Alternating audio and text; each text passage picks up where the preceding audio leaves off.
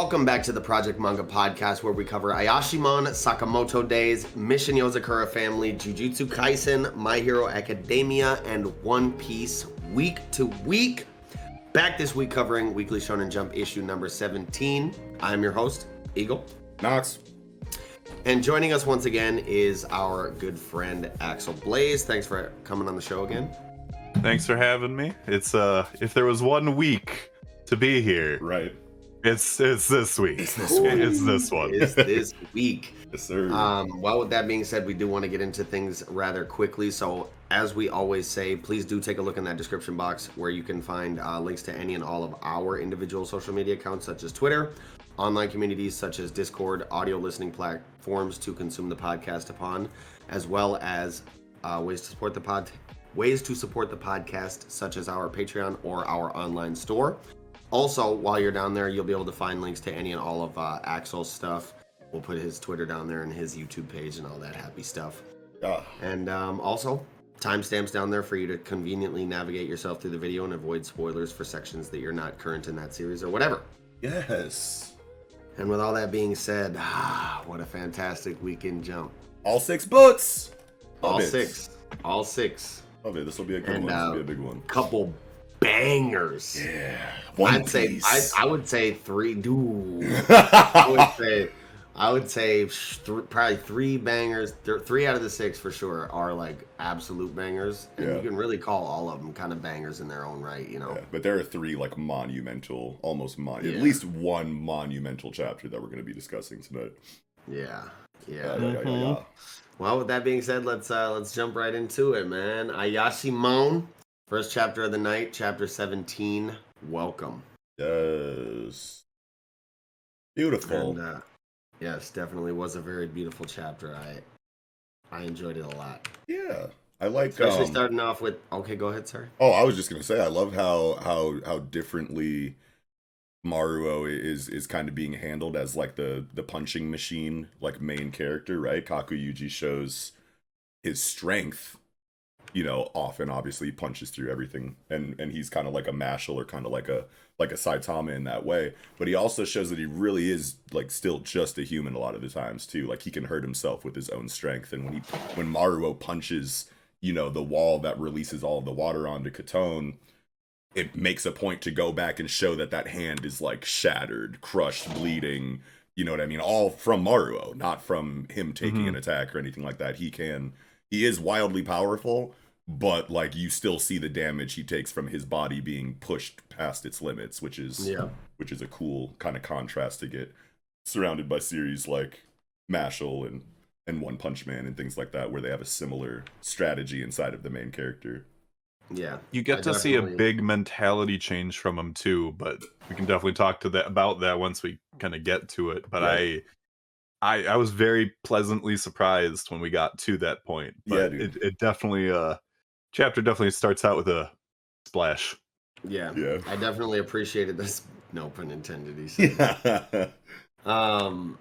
No, I definitely peeped that and appreciated that as well, Knox. And I think Katone did high key as well, because you can see on the bottom, you know, of page 3, his little eye peeping the hand. Yeah. Then he fucking is like, damn, he fucking busted his shit up, and he's grabbing me, and then he fucking. Yeah, it probably goes into like Katone's like newfound like kind of appreciation for Maruo, not just because he has him dead to rights at the end of the conflict, but also because he peeped that his hand was literally shattered and bleeding, and he's still putting his all into it to make sure that he pulls this W out. It probably did a lot for like the whole like we're putting our souls into this kind of thing in the eyes of Katone.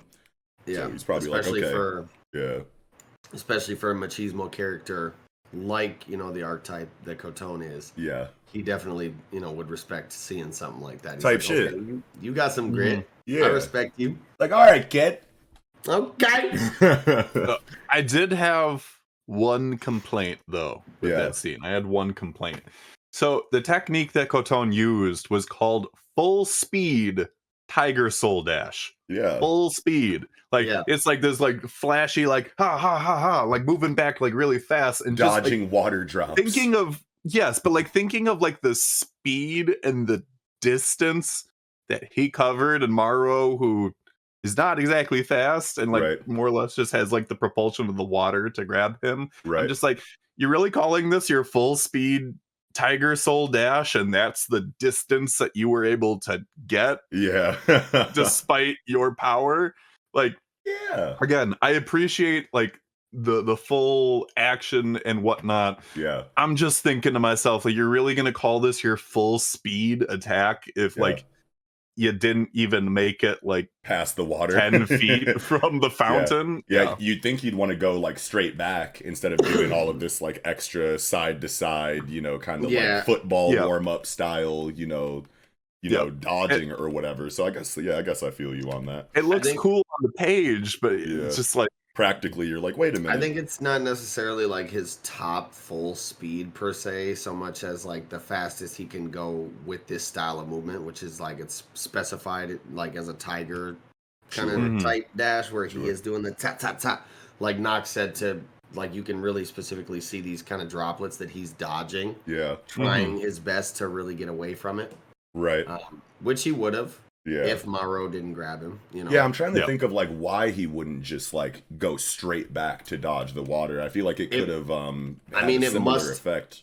Yeah. It must affect him pretty quickly. If he like doesn't even want to let a single drop hit him. Like it must affect him pretty harshly. Yeah. You know? Like the diminishing returns are probably pretty huge. I can see the the water pressure pushing Maruo forward to help him grab him, and like that's all cool. But now that Axel kind of brought it up, I feel like the scene could have still existed the exact same way with this full speed Tiger Soul Dash if it wasn't like a side to side, up and down, multiple direction dodging kind of thing. If he literally was just like full speed Tiger Soul Dash and went straight back, but the water propulsion still pushed Maruo out far enough just for him to grab the tip of the boot or something, I feel like it still could have been just as effective.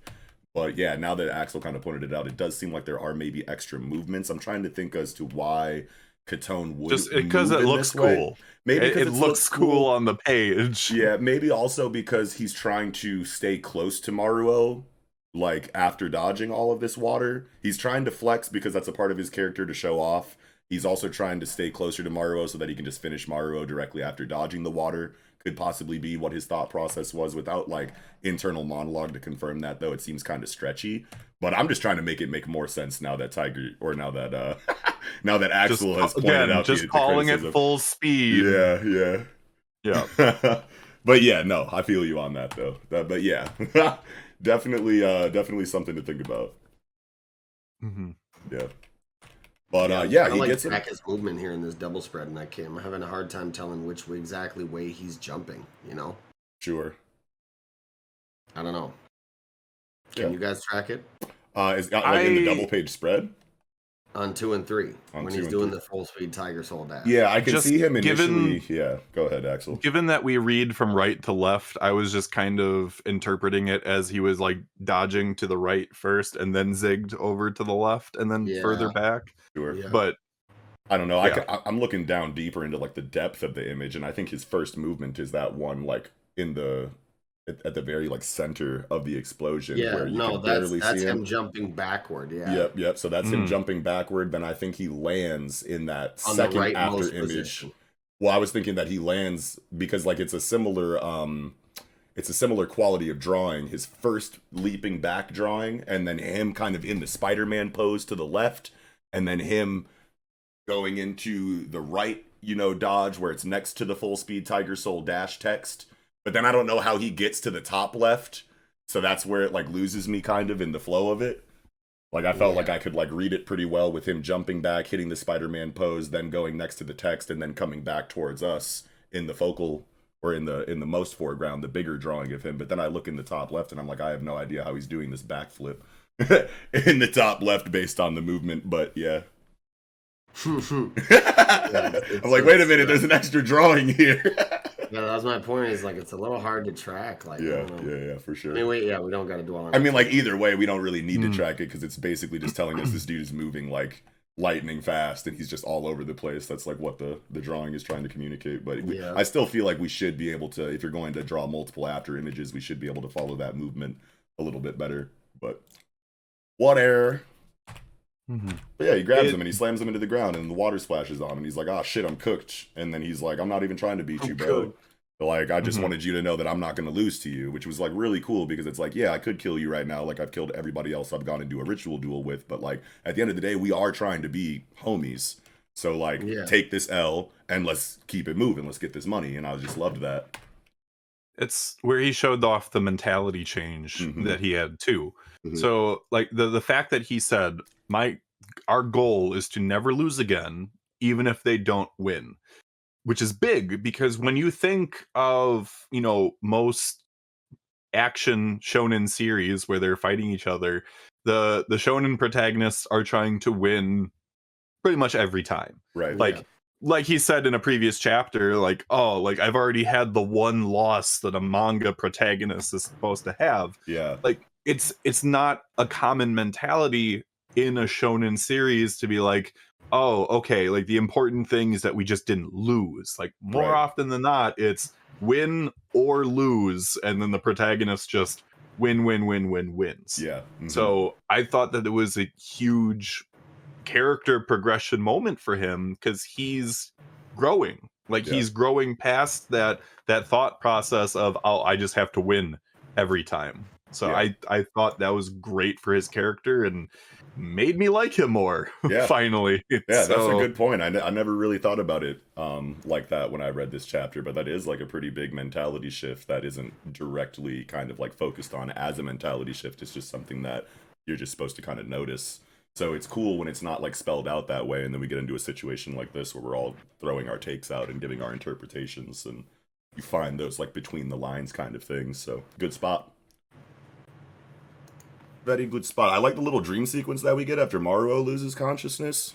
That was great. I interpreted it as like his younger self seeing more and more over time that he really is fulfilling his goals, right? Like he's becoming more and more like the manga protagonist that that he looks up to with just about every bout. You know what I mean? Like he's clearing hurdles. His young self is bandaged up from punching things that he shouldn't be punching, but the him of today can punch through solid brick walls. So he's like, oh shit, like we're really doing this thing. Like check it out, younger me. I'm doing the thing. You know what I mean? And I was just like such a wholesome and like heartwarming like moment in that little dream sequence. Just for him to wake up and have the derpiest expression on his face. Yeah. It's like, man, that's how I wake up too, though. If I'm coming out of especially like a great dream, I feel like I'm like, is this reality? Are we back to reality? Just look like you're not even a person. Fuck yeah, man. And then this like moment here where like, the fucking biker gang like becomes cool, and like it really was just like made me think of Tokyo Revengers. Partly because this like second in command dude reminds me so much of Draken aesthetically. Plus it's a biker gang.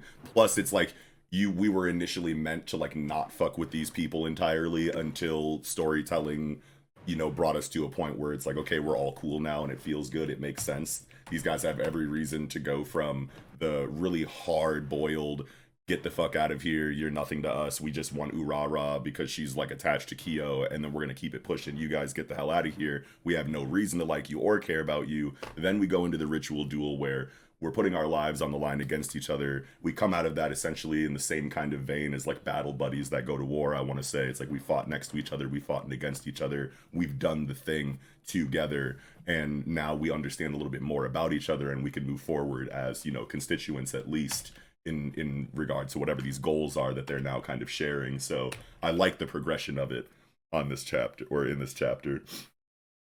Yeah, I love the fucking double spread on 14-15. Yeah, dude. That gassed me up there. As of tonight, all 2,000 riders of the Todoroki Alliance are on your side.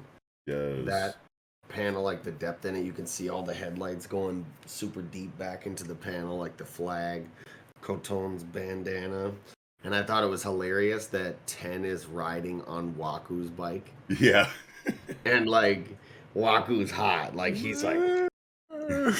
pissed, like, why is he on my shit? And he was even talking shit to him, like, yeah, you say you like riding on a motorcycle after you fucking trash my shit, bitch. Yeah. And I also really like that they kind of use these writing sessions as business team meetings meetings as well. Their team meetings, yeah, like to discuss, sensitive information. They're like, yeah, they can't hear what we're talking about when we got these motherfucking bikes roaring, bro. Right. We can't hear what we're saying either, but the bad guys, they can't hear us. Yeah, That's they really the most can't hear important us. thing.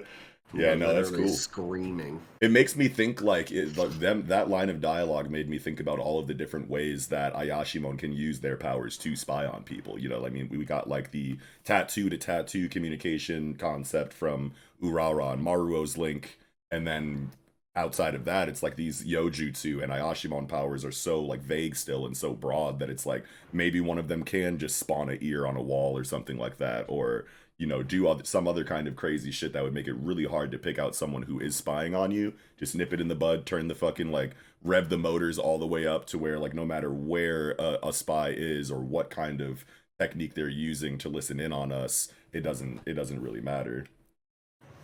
Because we're in motion, we're drowning out any noise, like, we're fucking chilling. We're not in a stationary fucking room or anything where you can plant a bug on the wall. Mm-hmm. Like, it's over. And all the while Urara is just pouting because she was told to keep her mouth shut so she doesn't bite her tongue. And she's like, Yeah, you just took it so literally. Like, yo, can that actually happen? Mm-hmm. Yeah. Which, speaking of her, again, the character progression for her too, and continuing to show care for Maruo, considering the fact that she, in the very beginning, viewed him as potentially just a discardable tool. Like, a lot of growth. Yeah. And there was a line of dialogue in the last chapter too. I wasn't here for the last review, but there was like a line of dialogue. Maybe it wasn't the last chapter, but it was like maybe 2 chapters ago when they're like, yo, why are you doing this like so much for this like little, Maruo guy who's like nothing basically, in our world. And she's like, he's the only one that gets me. And all of the reasoning that she gave for that was just like really strong for me in that chapter, whenever that was. Pretty sure it was last chapter, but anyway. Yeah, fire. And I love this last scene with Doppo.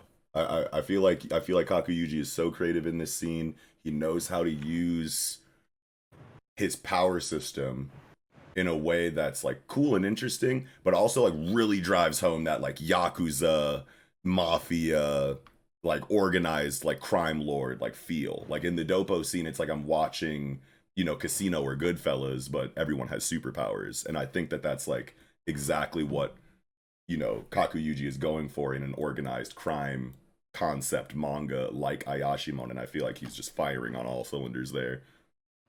It's like Joe Pesci villain inside of Doppo. I see that and I'm just like, fuck yeah. That's how I'm supposed to feel. Yeah.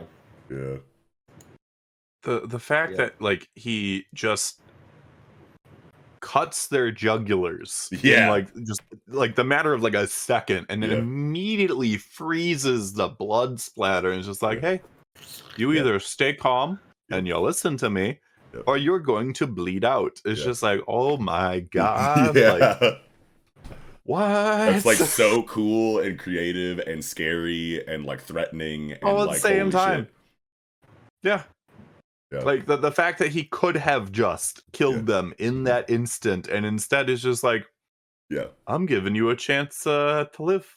Yeah. But if you don't say what I need you to tell me, you're gonna die in the matter of seconds. He wants to turn up the intensity. He wants to turn up the aggression while still being in a relatively like calm space, but just letting you know like you are on a timer now. You know what I mean? Like we are going, this conversation is going to go the way that I say, and you can look down at the time bomb on your neck and feel that cut there, and know that at any moment I could cause you to bleed out. You know what I mean? Or you could cause yourself to bleed out. Like he puts the keys in your hands for your eventual demise, which is just always a very scary thing, a la Saw series. You know what I mean? Saw trilogy, or however many Saws there were. I stopped keeping track after the first couple, but you know what I mean. You know what I mean? Like when you give someone, like 5 or 6, yeah. Oh damn. Okay. There's 8 if my memory serves. Whoa. Yeah. Anyway, it's 8 or 9, depending on like if you include the Chris Rock one. What? There's a Chris Rock Saw? Yeah, it came out like last year or the year before that. Yo, It's that's called like Spiral. hilariously relevant right now. No kidding. Yeah. But yeah, it's just like a cool situation when the person who's interrogating you or torturing you or, you know, trying to get you to kind of succumb to their will puts a fucking timer on you in the form of I cut your throat, but I froze it, so like the blood isn't flowing, but it definitely could if you fuck around. So Get too riled up. yeah, you know, like it's just like saying? so Chill gangster. Out. Yeah, Yep. it's so answer mafia. my questions. Yeah, it's so mafia. It's so, you know, Martin Scorsese. Mm-hmm. It's all the more impressive too, just considering the fact that he was the seemingly, you know, loser kind of background character in the gang. Yeah. I did point out too at the time in this chapter when we saw this picture for the first time, I was like, that looks like that's probably Dopo in the back. I mean, it's easy easy thing to spot, but yeah, I definitely peeped that as well. Oh yeah, I think I do remember you calling that back here. Yeah. Yep. And I like the line of dialogue that he has where, you know, Buddy's like, Dopo, what are you doing, man? I've been with Enma longer than you.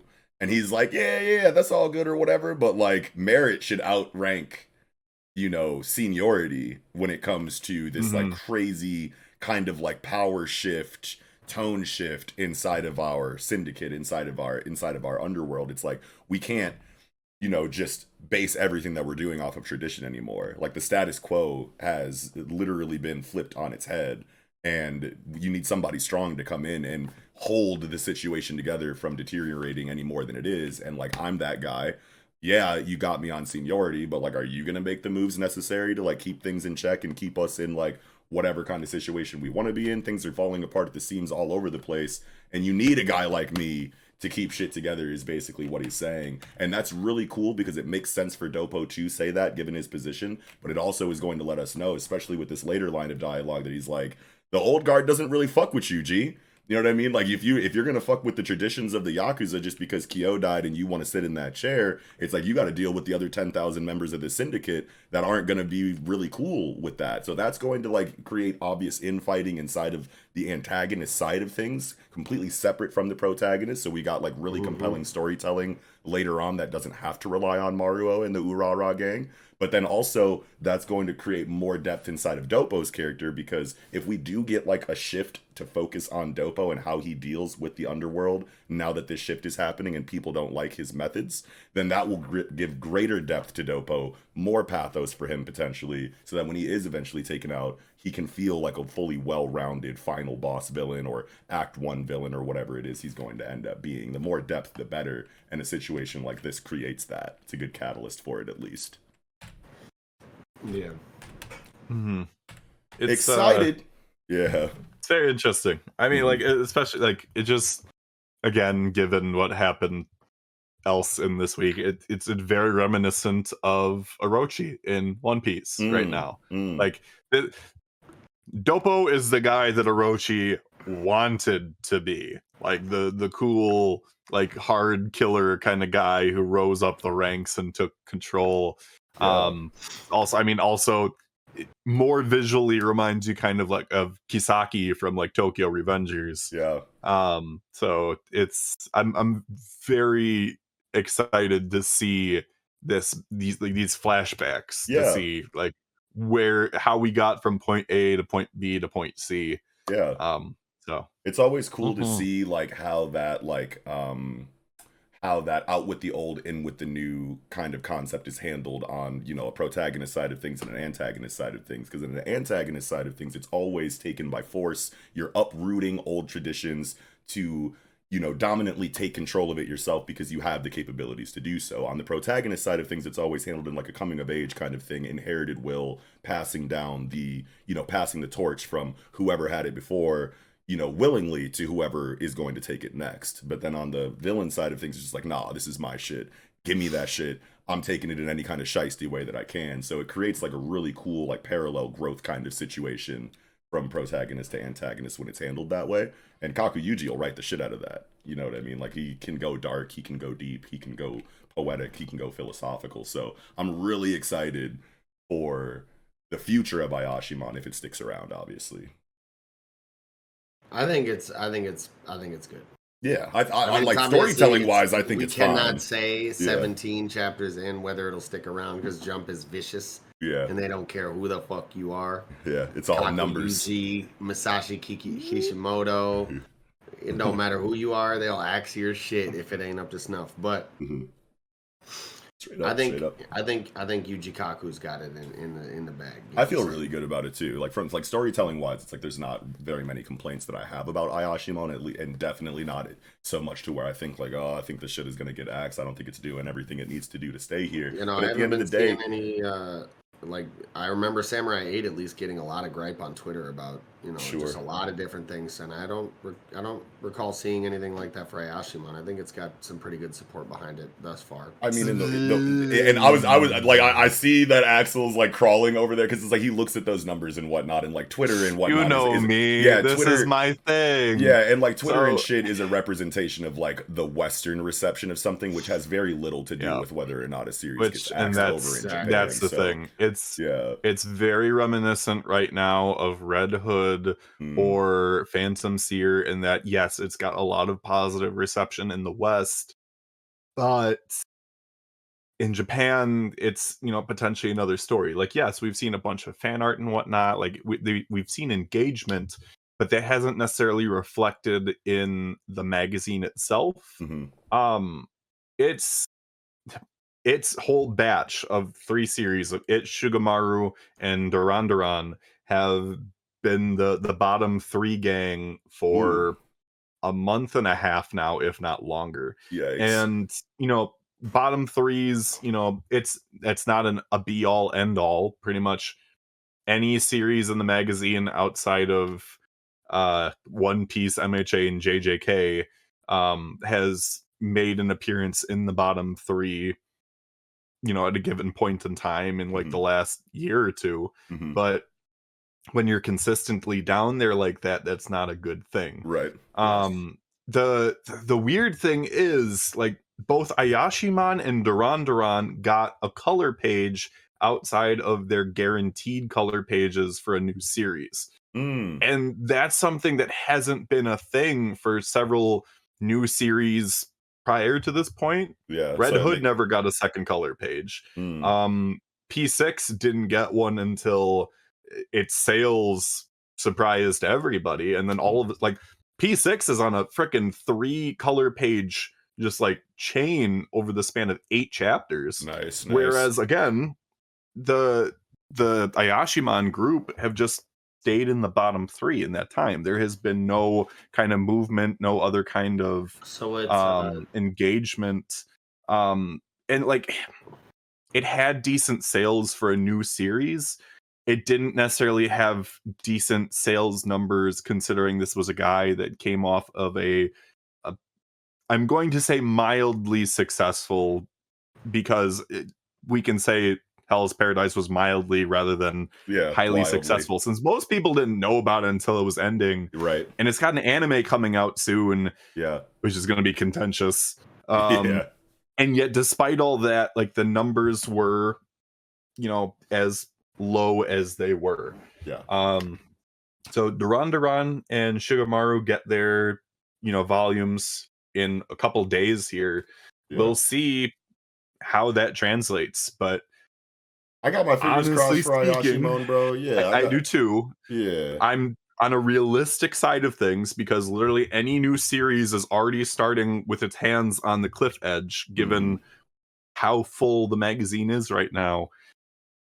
Even if Ayashimon gets saved in this round and they only X like 2 series, it's going to be on that cliffside for another round, if not 2. So I think that storytelling, I like where Ayashimon is. Yes. I was just gonna say, I think storytelling wise, I feel like if Kaku Yuji starts introducing like more power system exposition like really soon, and like incorporates that into Maruo, we have the Maruo like plot point however many chapters ago where Urara was analyzing him and said he's probably a Maribito. Whenever that plot point kind of starts to get its payoff, I feel like we'll start seeing maybe like a little bit more of a successful leap in regard to like perception of Ayashimon, because I feel like that's what people are really just like waiting on for at this point, is to see exactly what Maruo is and see and just have a better idea of exactly how the power system works, because like vague, you know, enigmatic like Yojutsu and shit like that like kind of just do things, you know, like without like a really deep explanation for it. It's all cool for the mystery in the beginning of a story, but eventually you're going to have to expound on that, and that's what's going to have people deciding whether or not this is a series that they can see running longer or shorter, because that is like a major part of at least this area of like shonen storytelling. So I feel like if Kaku Yuji kind of jumps into that bag relatively soon, then we might not have as much to worry about for Ayashimon. Yeah. I think I'd be inclined to agree there, because the relatability of Maruo's character can only carry on for so long before it does become a little tiring, where it's like, okay, I've had enough of the, like, you know, I want to be a manga guy, like, where's this actually going as far as humans, where do humans fit in this power system, like you were talking about, like what is Maruo, where is he going with this, is he gonna get these I can't remember what name they put on that human, Maribito, Is he going down that line, or what's really happening here? So because I mean Maruo's got all the charm and all the charisma that, like, you know, at least I like to see inside of a main character, but he's just lacking like the, and I don't even want to say he's lacking depth as a character, because these last like 4 or 5 chapters have been giving him a lot more to like about him. You know what I mean? In regards to how he views things, his interpretations of certain situations, and his responses to certain situations. Exactly. He's had a decent amount of growth already in 17 chapters, but it is a very physical series at the end of the day. You know, all of these cool gangster concepts are being handled beautifully. The art is bussin' at all times as usual. And Urara, even as the duder, is being built up great right alongside of Maruo. And even Ten is now starting to feel really good as a character. You know what I mean? So everything is kind of in place, but now on the power side of things, we just have to get that ironed out and a little bit less opaque. And then we'll feel a lot better about Ayashimon at that point, I want to say. It'll feel like it's just coming together. The last piece of the puzzle has been added type shit. So, yeah. But I think that's all I had for Ayashimon this week. That's my magazine info contribution for the episode. Yeah, there we go. Yeah, thanks, bro. I think that's about all I had for Ayashimon as well. Hell yeah. All right, well, with that, I think we can go ahead and get right into chapter 64 of Sakamoto Days, Path. Yeah. And I should ask, since it was kind of just me and Mello on the introductory segment to the show for this series, so I should ask how you guys feel about it. Go first, Axel. It's all you, baby. Me? Sakamoto Days? What? Hate it. No, I'm kidding. That would be a really weird stance after the award show, but no. No, Sakamoto Days is my third favorite series in the magazine right now. That's cool. Straight up. Hell yeah. One Piece at number 1, JJK at number 2, Sakamoto Days at number 3. It passed Undead Unluck for me. Oh damn, that's right. Undead Unluck was at number 3 for me at one point, I believe. Sakamoto Days has firmly taken that spot. It's just the consistency for Sakamoto Days is insane. Honestly, it has not disappointed me yet. So it's I love it. I love Sakamoto Days. Fuck yeah, I love Sakamoto Days too. I'm glad it's on the show. I'm glad that everybody voted it in. I mean, considering what you had nominated against it. Well, it definitely was pretty obvious that Sakamoto Days was going to replace Dr. Stone. But I'm glad that we're here regardless. I love the fucking art in in Sakamoto Days, I think is the first thing that I kind of want to comment on it. But like, especially like when it's colored, I don't know, like it evokes a feeling of nostalgia in me, even though it's like a brand new series. I don't know how to explain it exactly. I like certain characters. Like I don't know. It's just got like that scratchy, sketchy kind of like vibe to it, but that's not all that it, you know, that's not all that it is that like kind of like makes me feel nostalgic when I look at it. Like certain characters like Shin and Lu and Nagumo having, you know, Ranma 1/2-esque designs probably has a lot to do with that. But whenever I look at at Sakamoto Days, I feel like it comes from a time much earlier than it did, and not because the quality is low, but it just has that earlier manga vibe to it, to me. But it's like a new gen. Well, honestly speaking, it's a new gen Gintama. Honestly, sure. That's the vibe that I get from it. But I like that. It did take the crown of color page king from Mission Yozakura family, I think, because the sheer amount of color pages that Sakamoto Days has gotten since it started in the magazine is crazy. Yeah. Like, we're talking a series that, like, it celebrated its 1-year anniversary back in November. I mean, to be fair, Jump has celebrated a lot of 1-year anniversaries with blue boxes coming up this next month here. So I mean, there's a lot of new blood in the magazine, and Sakamoto Days is, you know, one of the ones that it's not necessarily leading the charge, because that's definitely blue box, surprisingly. I Jesus Christ. But Still haven't done blue it's box. one of the ones that it's consistently rising with each volume that it sells. Nice. And I love it. I love it. Hell yeah, man. One thing that I love about like Sakamoto Days is how quickly it kind of like pulled me into its world, into the world of the story, right? Like the combination of like the writing and the art work together perfectly to make me feel like I understand the gravity, you know, of what's happening inside of this world of assassins, right? Like the facial expressions and the personalities of the characters, especially the bigger characters like Slur and Gaku and like members of the Order and shit, they all do a great job of communicating what it means to be a part of this world and at that level, you know what I mean? And how much this kind of lifestyle can weigh on a person, you know, in ways that are like immediately noticeable. Like I look at these people and I'm like, you have been through hell and back. You are so numb and so jaded that like nothing seems to matter to you anymore, at least on like an external level. Everyone is so stoic regardless of what's happening, because it's just another Tuesday. Oh, lost a limb, don't need that anymore, kick it at the opponent type shit. Like all of that kind of stuff is just so raw and cool to me, but it also feels like it's going towards, you know, what the creator of the series is trying to convey as far as what it means to be an assassin in this world at that level. It's like your emotions are out of here, gone. Like you can't have those at this level. So it's well represented in that way.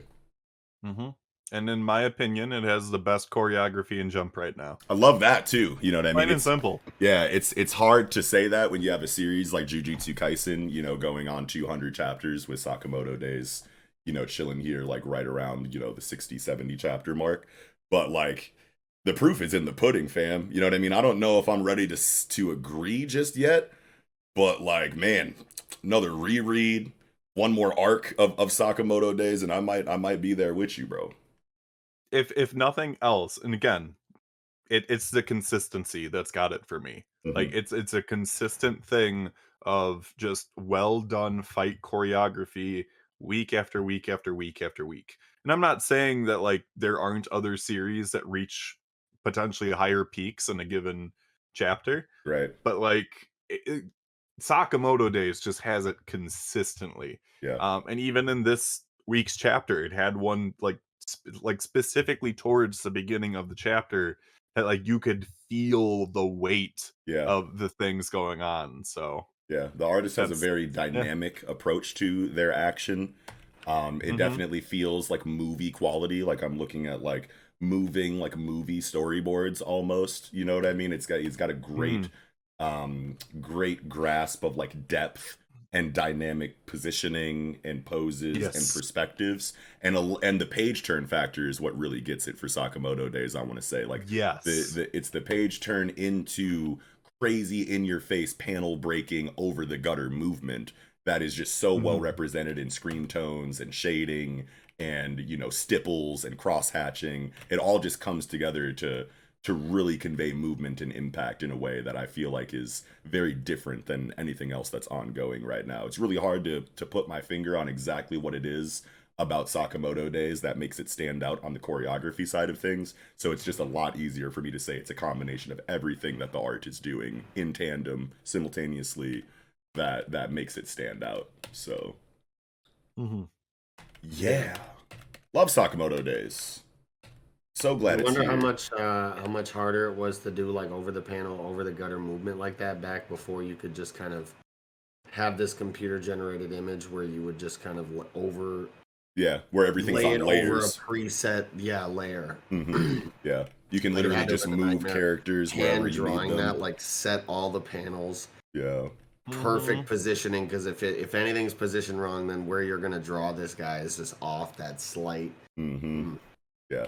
The digital era coming in and making this job easier for the artists is major, and it also probably just adds like so many layers of malleability to the finished work that you can literally just grab things on its own layer, move it wherever you need it to, delete things underneath certain things that you know, if you don't need, you know, a certain brush stroke or a certain, you know, drawing anywhere, you could just quickly highlight it and delete it instead of erasing or starting over entirely. It probably just does some just wonders for the efficiency and speed of how quickly these series come out in the quality that they do. Yeah, with all the shading and everything in the background, it ain't no erase and try again. It's you're scrapping the whole fucking page. Yeah. Yeah, for sure. But no, it wasn't. That was just a little thought that I had when you were kind of going on that tangent. Yeah. But yeah, I don't know, that's how I feel about Sakamoto generally. I don't know if you had anything else on the general side of things before we get into the actual current chapter talk, Axel.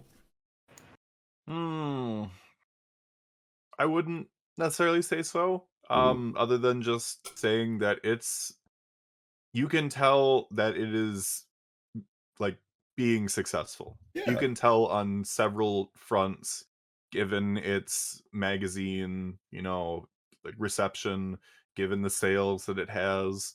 And at least for us in the West here, the first volume gets released this month. So I'm excited to finally own a physical copy of Sakamoto Days. So yeah, dude. Yeah. Very exciting. Very happy. Fuck yeah. Awesome. Well, yeah, I mean, we can jump into the chapter. I think the current chapter of this week, as I said before, chapter 64, Path. Yes. These color pages, yo. I was gonna say we do actually start. And the cover, the magazine cover too. Just they got the magazine Sakamoto cover does not week. miss. Yeah. Yes, that's why I had. Unlike High School Family, like just like Roboco had to give up the cover to My Hero Academia. Damn. Sakamoto got the cover and the lead color pages, and because of the content of both, we get to, you know, continue the trend of like particular Sakamoto color pages where when it's, you know, current Sakamoto with like convenience store attire and like his other, you know, friends and associates, it's colorful, it's playful. And then when it's him in the order, colors are a lot more muted. Nice.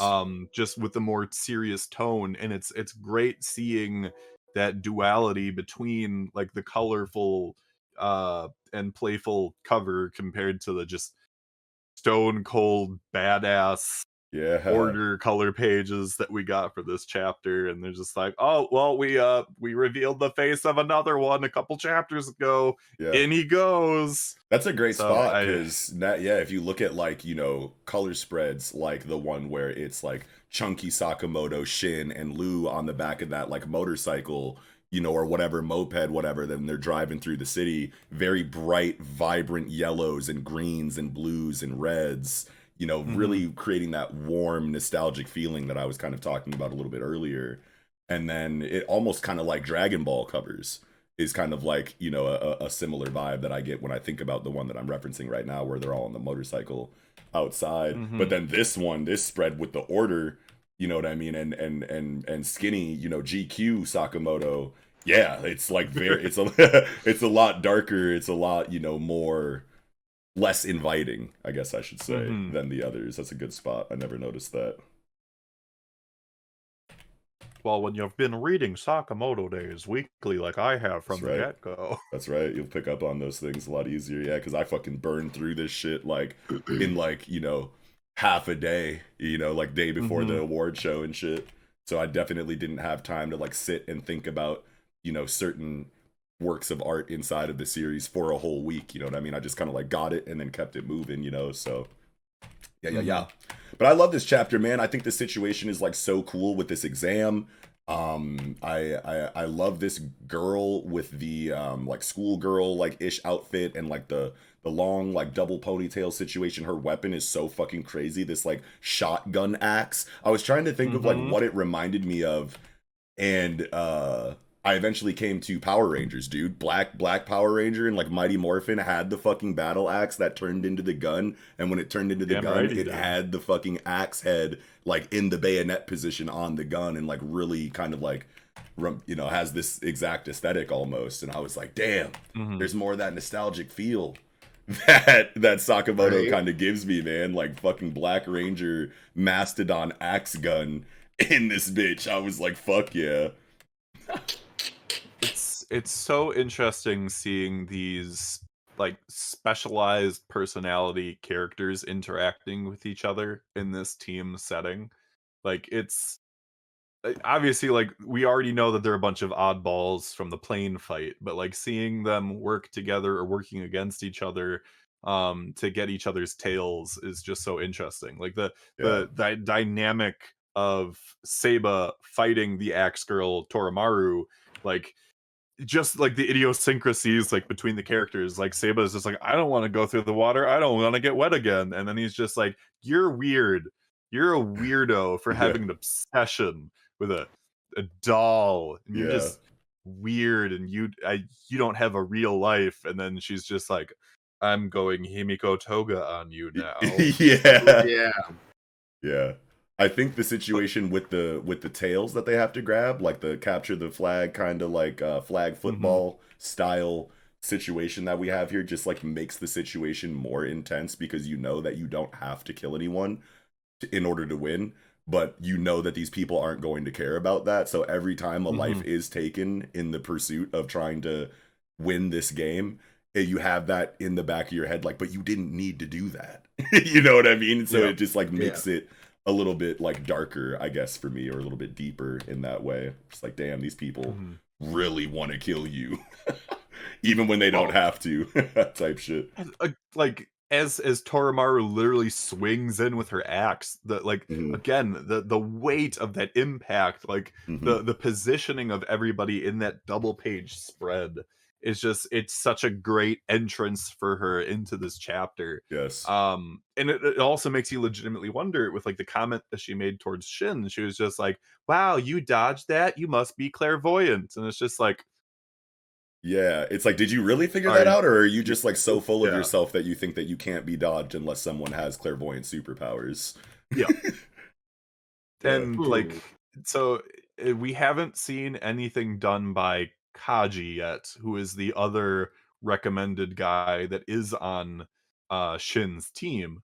Obviously, you know, saving the others a little bit for later, just so they're not stacking everything right away. But again, just it's so hilarious seeing these weirdos facing off against each other, and it's just like, look who's calling the kettle black here, right? Like, just do you remember this glasses dude with the scarred face? Do you remember his name?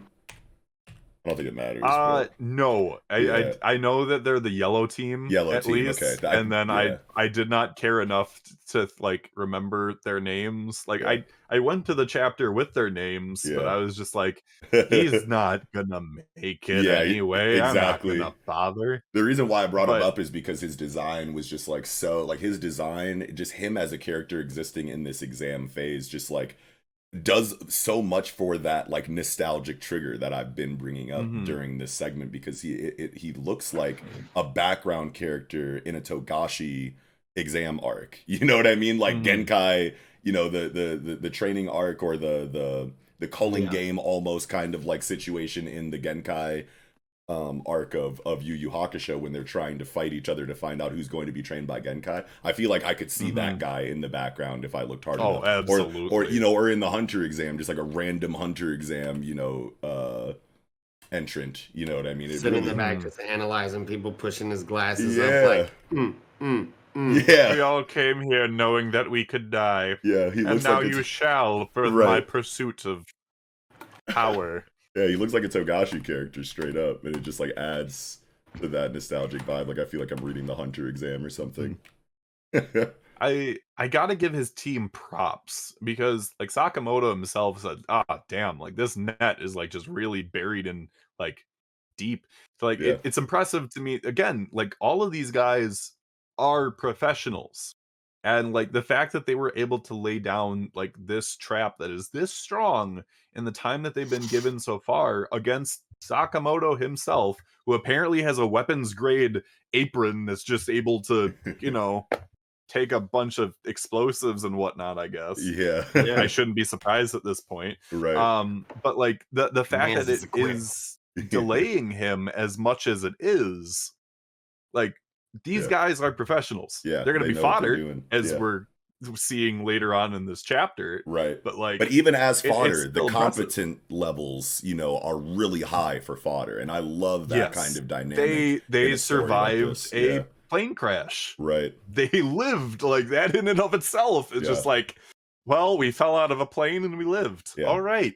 I respect you. It does a lot for your world when you have these characters that are just background fodder characters, and you give them moments of shine where they are wildly competent in just enough ways. Obviously, we can't see any of them being a real match for Sakamoto if they threw the gloves off and really had like a real bout. You know what I mean? But in this kind of situation where it's showing what it really takes to be an assassin in this world, they're checking off all of the boxes. Sure, when it comes to a one-on-one against Sakamoto, they have no chance, but in all the other areas of assassination that they're specifically analyzing in this exam, everyone is wildly competent.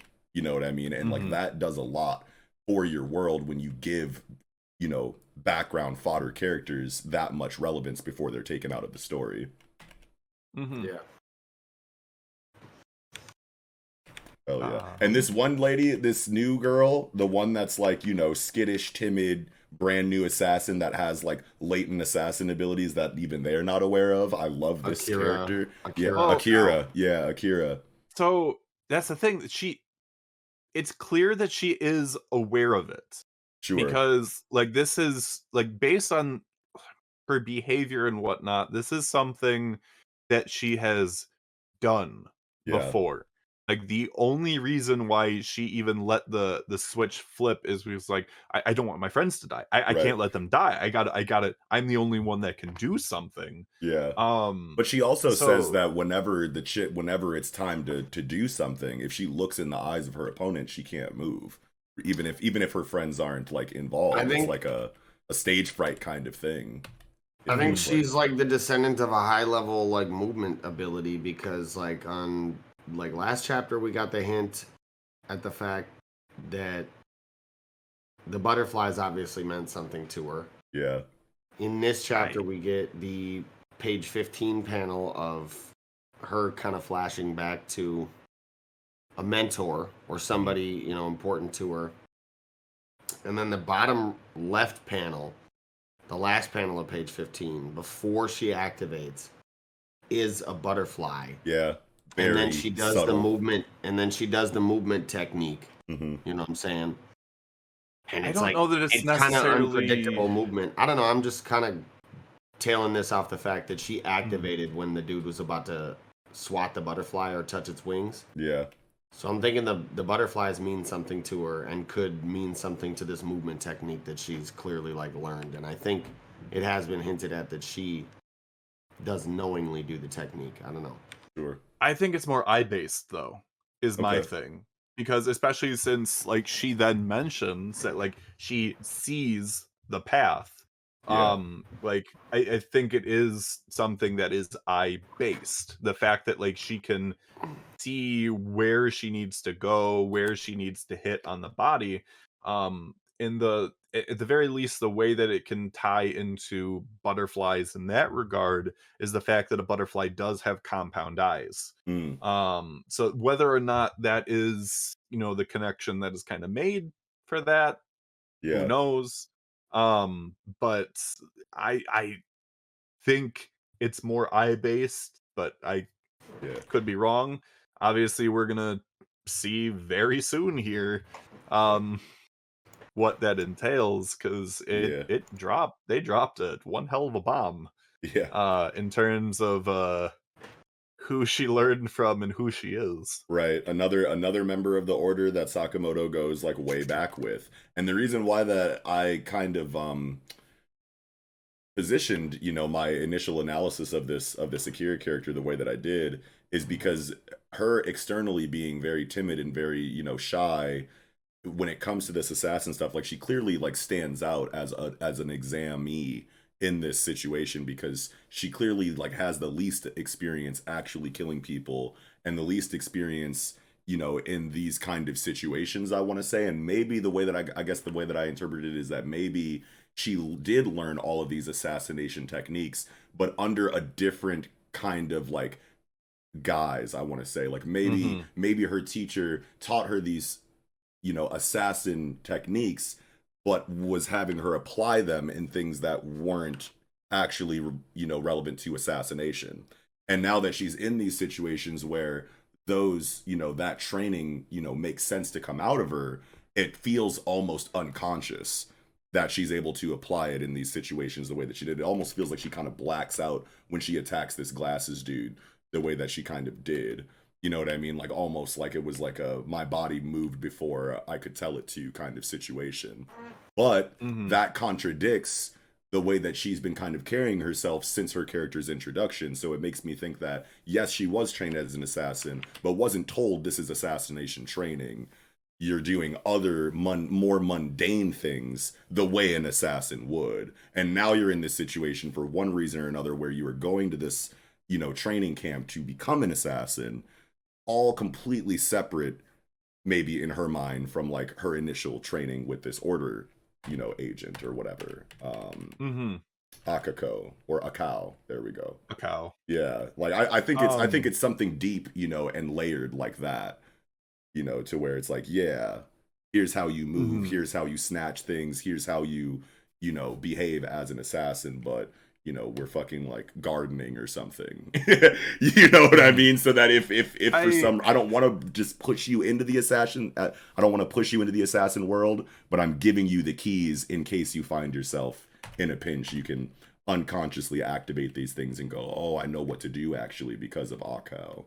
So now, were you guys, because obviously we were seeing like shadowy glimpses of who her master or teacher could have been. Yeah. Were you guys also in the, she was trained by Nagamo, like boat? Oh, like was that like your mindset, or were you thinking like it was somebody else, if anybody? I didn't know who to think of. I definitely didn't think about Nagumo at all. I maybe read the chapter a little bit too quick to really notice those those flashbacks. And that was like a couple chapters like back and whatnot. Oh, like even like before we got the reveal of a cow at the end, like it, like the hairstyle still similar enough to Nagamo's, where it's just like, okay, he's always smiling, he's always being weird. Yeah. Like who's to say that like just because of, his habits, like, oh, he's always like ripping up shirts or whatnot. So like she had to be the one to sew stuff together. Ooh. Things like that. So oh yeah, I forgot sewing was also her thing. Yeah. Yeah. Yeah, I definitely did not think of Nagumo at all. I kind of just like took it as like whoever they're building up to be the person that this lady knows is just going to be a new character. I just kind of like, I didn't think that it could be someone that we already knew at all. But that's cool that there was like little breadcrumbs like that, almost red herrings as to who her mentor could be. I just wish I would have noticed it.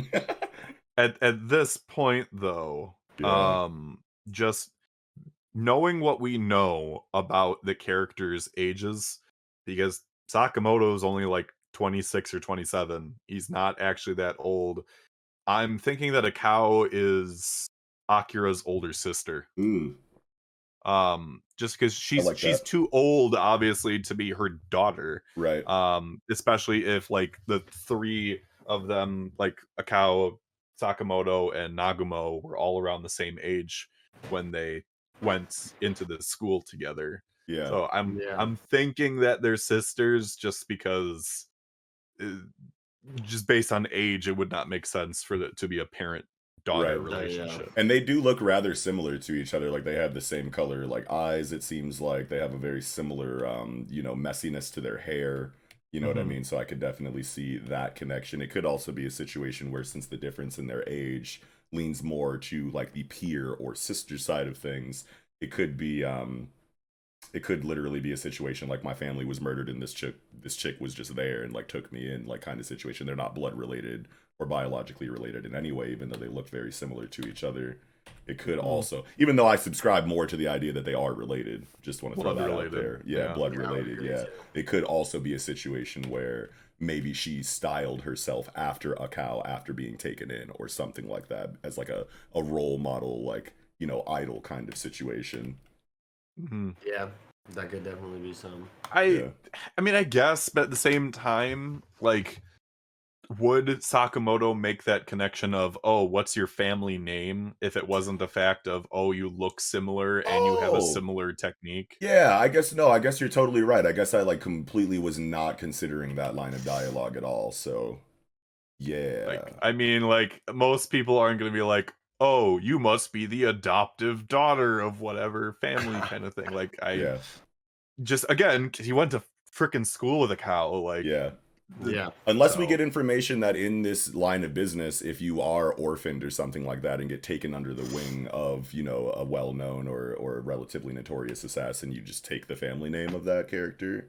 Could be a situation where we get information like that. I could kind of see that happening, but I think it just makes it just makes the most sense. Similar. Yeah, they look too similar, and again, it makes the most sense that they're just biologically related in some way.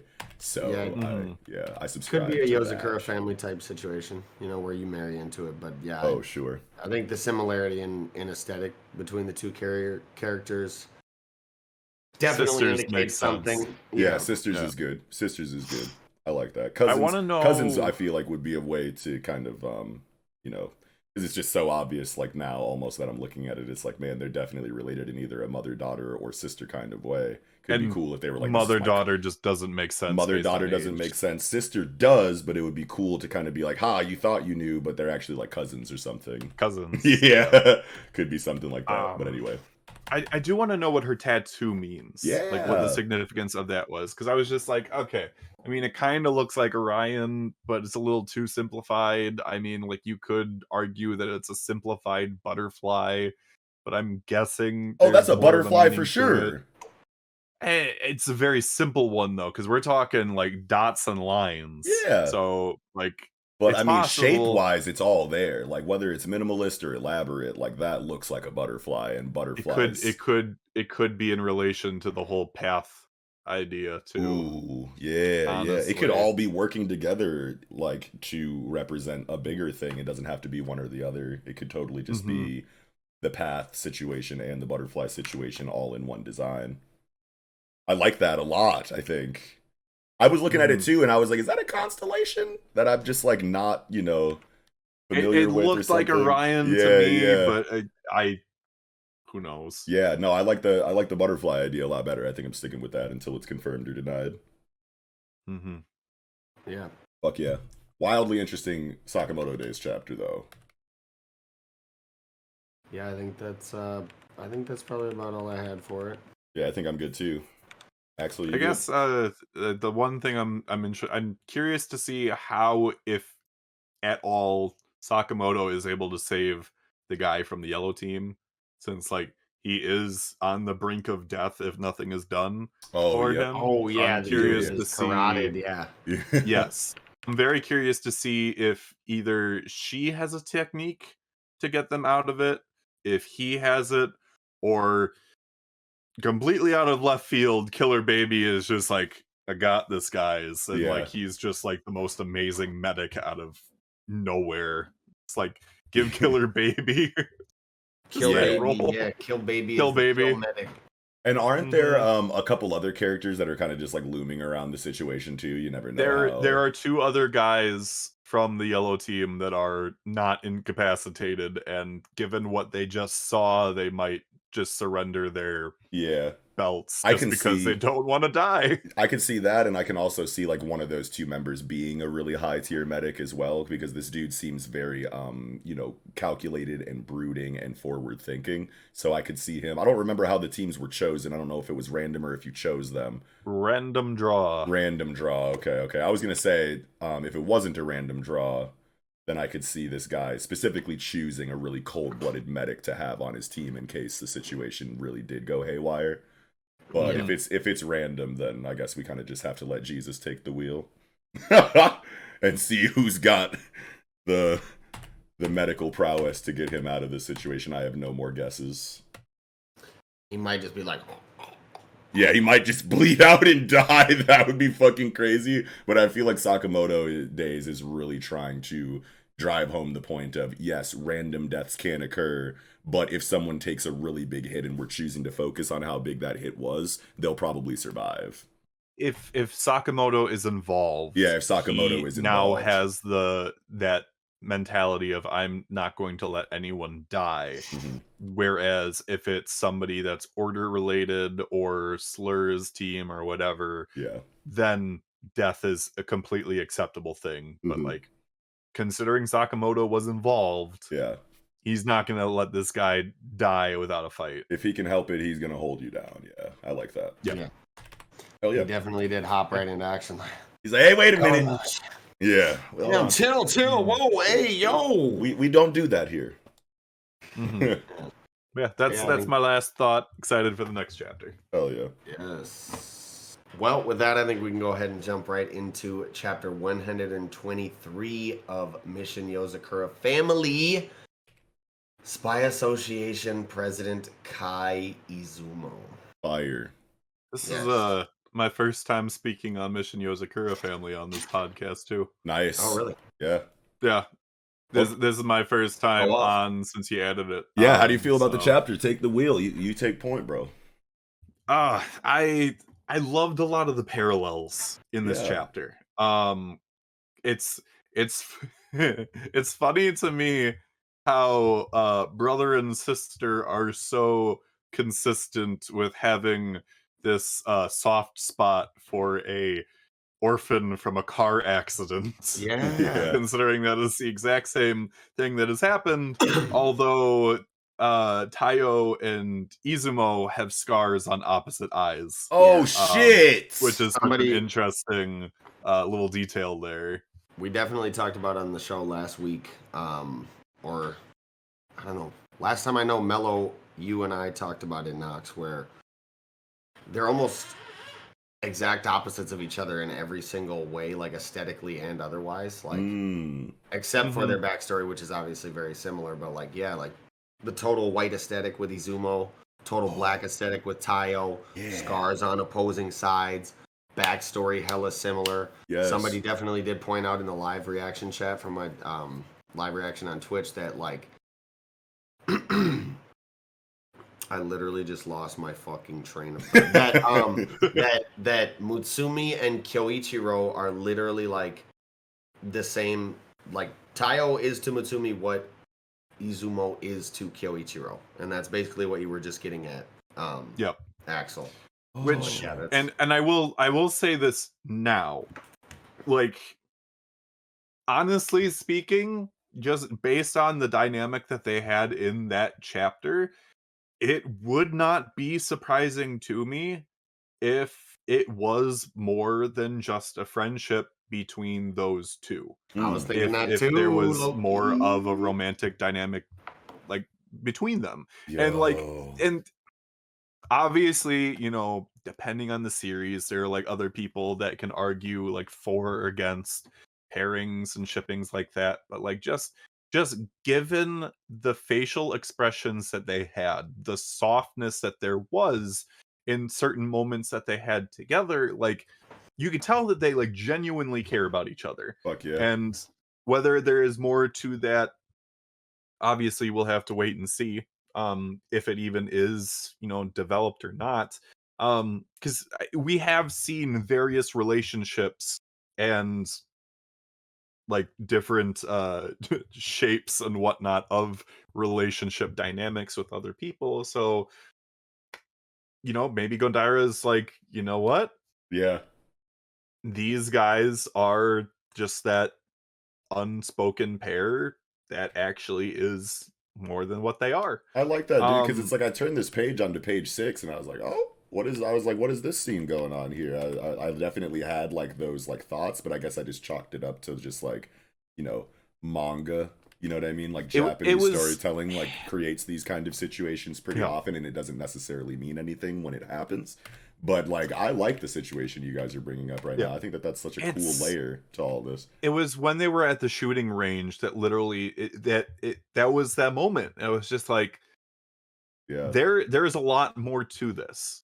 And by all means, again, I could be reaching, but like, it's just the facial expressions and whatnot that they had in those moments, the words that they shared with each other, like, regardless of whether there are actual romantic thoughts between them, there is a deep level of like care and respect that they have for each other. I don't think it feels too reachy though. Yeah. I was just gonna say, I don't think it feels too reachy. Yeah, it is Japan, but at the same time, I feel like if you swap, the sex of Kai Izumo, then it would just be like undeniable. Like there would be no like, maybe. It would just be like, nah, hell nah. You know what I mean? So I like the situation when looking at it through this new lens, because it makes a lot of sense, and I think that'd be really fucking cool for a story like Mission Yozakura Family to create a parallel to this extent inside of Kyoichiro and Kai versus Tayo and Mutsumi. I think that's just so brilliant. I mean, I think it's a pretty easy sell when you like look at some of the artwork, especially during Izumo's like dialogue about Kyoichiro. Like on page 11, this ethereal, like angelic art where he's like talking like, yes, for the first time, someone really saw me. You know what I'm saying? With this glow coming through the window, sunlight bussing. Why don't you come over into my world? Yeah. You know what I'm saying? Like, I feel like, I feel like I'm on this train too, man. Yeah, Let's go. Mm-hmm. Yeah. I will say, and there are still the funny aspects of their dynamic too. Like the tiny chibi moment where like Kyoichiro just like pushes the paper onto Izumo and be like, "You be the president." It's just like, what? Yeah, on page on like page 4. Yeah. So it's just like, I could be the president if I wanted to, but I don't. So I'm gonna make you do it. And it's just like, I love the depth that we're getting, for Kyoichiro's character. Pretty much this entire arc that we've kind of been in, there's at least one instance of flashback material that shows, a little bit more of who Kyoichiro is on the inside, a little bit more humanization for such a, sinister and wild, almost wacky kind of like character. Especially when you consider like just the dynamic of the entire family. Kyoichiro was like kind of an outsider inside of like, exactly how he kind of had been handling himself for like the first like half of the series at least. And now that we're getting this really intense Kyoichiro centric storytelling that's humanizing him and giving us more to like about him, it's still Kyoichiro underneath all of the depth. You know what I mean? Like, yes, we're learning more about him, we're caring more about him, but then you have these chibi moments where he does things that are more in line with the character that we originally introduced ourselves to, that really drives home the situation. You know what I mean? Because it's like, oh no, it's not Kyoichiro was this character completely different from what you thought he was. He's still the exact same character, and now you're just learning more about him. It's not like as drastic of a pivot. You know what I mean? As it probably could have been. Yeah. You're seeing more facets of the character as this is gonna be just a cheesy metaphor, but as the gem just kind of rotates on display. Like you've been seeing like these few facets like from the get-go, and as we're finally focusing on him more, we're realizing, there's more facets to this than we first thought. Right. Which, I mean, that's true for like any one of the characters. And which I will admit is why I love the slice of life chapters that we get. I know there are a lot of people that like they love the action and whatnot, they love the fighting, um, but like it's a lot of the slice of life chapters that really give you the depth Yeah. to like these characters. And like one of my favorite slice of life chapters is the one where he accidentally reverses his age It turns into a and baby and shit. mind Yeah. to when he was like before their mother's death. Mm-hmm. And like he is like realizing as he's there and like just having like this moment where it's just like mom is dead, isn't she? Mm-hmm. Like she's gone. Like this is why everyone is behaving like they are. It's just like Right. there have always been these aspects to Kyoichiro's character. We're just finally getting to see them, and it's just one of those things where it's just like that awful moment is coming, and that's kind of what we lead off into towards the end of the chapter too. Yeah. Where it's just like as Futaba is calling Tayo, and she's like, I need you to stay calm and I need you to hurry because we found Kyoichiro and we have him surrounded. Yeah. And it's so beautiful how well blended the action and slice of life kind of situation is in a story like Mission Yozakura Family. We've commented on this multiple times throughout our coverage of the story so far. But I feel like the big thing about it is that even when it is high octane and it is very action centric in a chapter or a string of chapters, there is always that slice of life aspect looming in the background, just subtle enough to where it can carry, that action back into a slice of life kind of atmosphere in the next chapter, and it doesn't feel jarring of a switch inside of that, transition. You know what I mean? It's like that slice of life aspect is always there, just like the action aspect is always looming when there's a slice of life situation. The world is built so well, and we understand like kind of like how all of the bells and whistles operate to the point where whenever it's action centric, it can switch back to, slice of life in a very seamless way, and vice versa, because there's always, some kind of cute chibi moment, even in like the darkest chapters of Mission Yozakura Family. So it doesn't create that like whiplash effect of, genre shock. You know what I mean? Yeah. I did, I guess, want to talk a little bit more about Izumo too, because Yeah. obviously this is such a chapter that focuses on him. It's very interesting that, like, as a result of his accident in particular, it really hyperactivated his brain and made his, cognitive abilities, so advanced that he needs to be able to suppress them, at a younger age. Yeah. Compared to Tayo, who just got depression. But Yeah. different strokes for different folks and Yeah. different car crashes. But that kind of dynamic like, is always going to speak to me because it just reminds me of like X-Men. You know what I mean? Like when your X gene activates, and especially for a character like Jean Grey, who had, a very like similar kind of like sensory information overload kind of awakening inside of her powers, and how, Xavier comes in with Moira McTaggart and shows her what her abilities are, how they work, and how she can get a hold of them to where she's not constantly hearing the cries and prayers and deaths of so many people with her psionic telepathic ability and shit. So that just like whenever I feel that vibe in manga, it always like brings me into the scene that much more. Yep. It the accident gave him a Yozakura level ability without actually being part of the family. Yeah. So it's interesting that Kyoichiro recognized that talent, and it was just like, I'm bringing you into this world. In stark contrast to Tayo, who's just like, I don't want you involved with my sister and my family like that. Like I'm putting my foot down. Yeah. Kind of thing. Yeah, that was fire for Kyoichiro to be like, hey, the potential you have with this ability, you'll have a way better life over here on the international super spy side of things than if we were to try to fix you as best as we can with modern technology and reintegrate you into a normal, or quote unquote normal kind of like life in regular society. So it's like that kind of forward thinking and compassion from Kyoichiro is great to see because it feels new. At least to this degree of potency inside of his character, it feels new, but it also feels like it makes sense for the character of Kyoichiro because all of this deepening, humanizing character building up that we've been getting slowly but surely over the course of the last couple of arcs.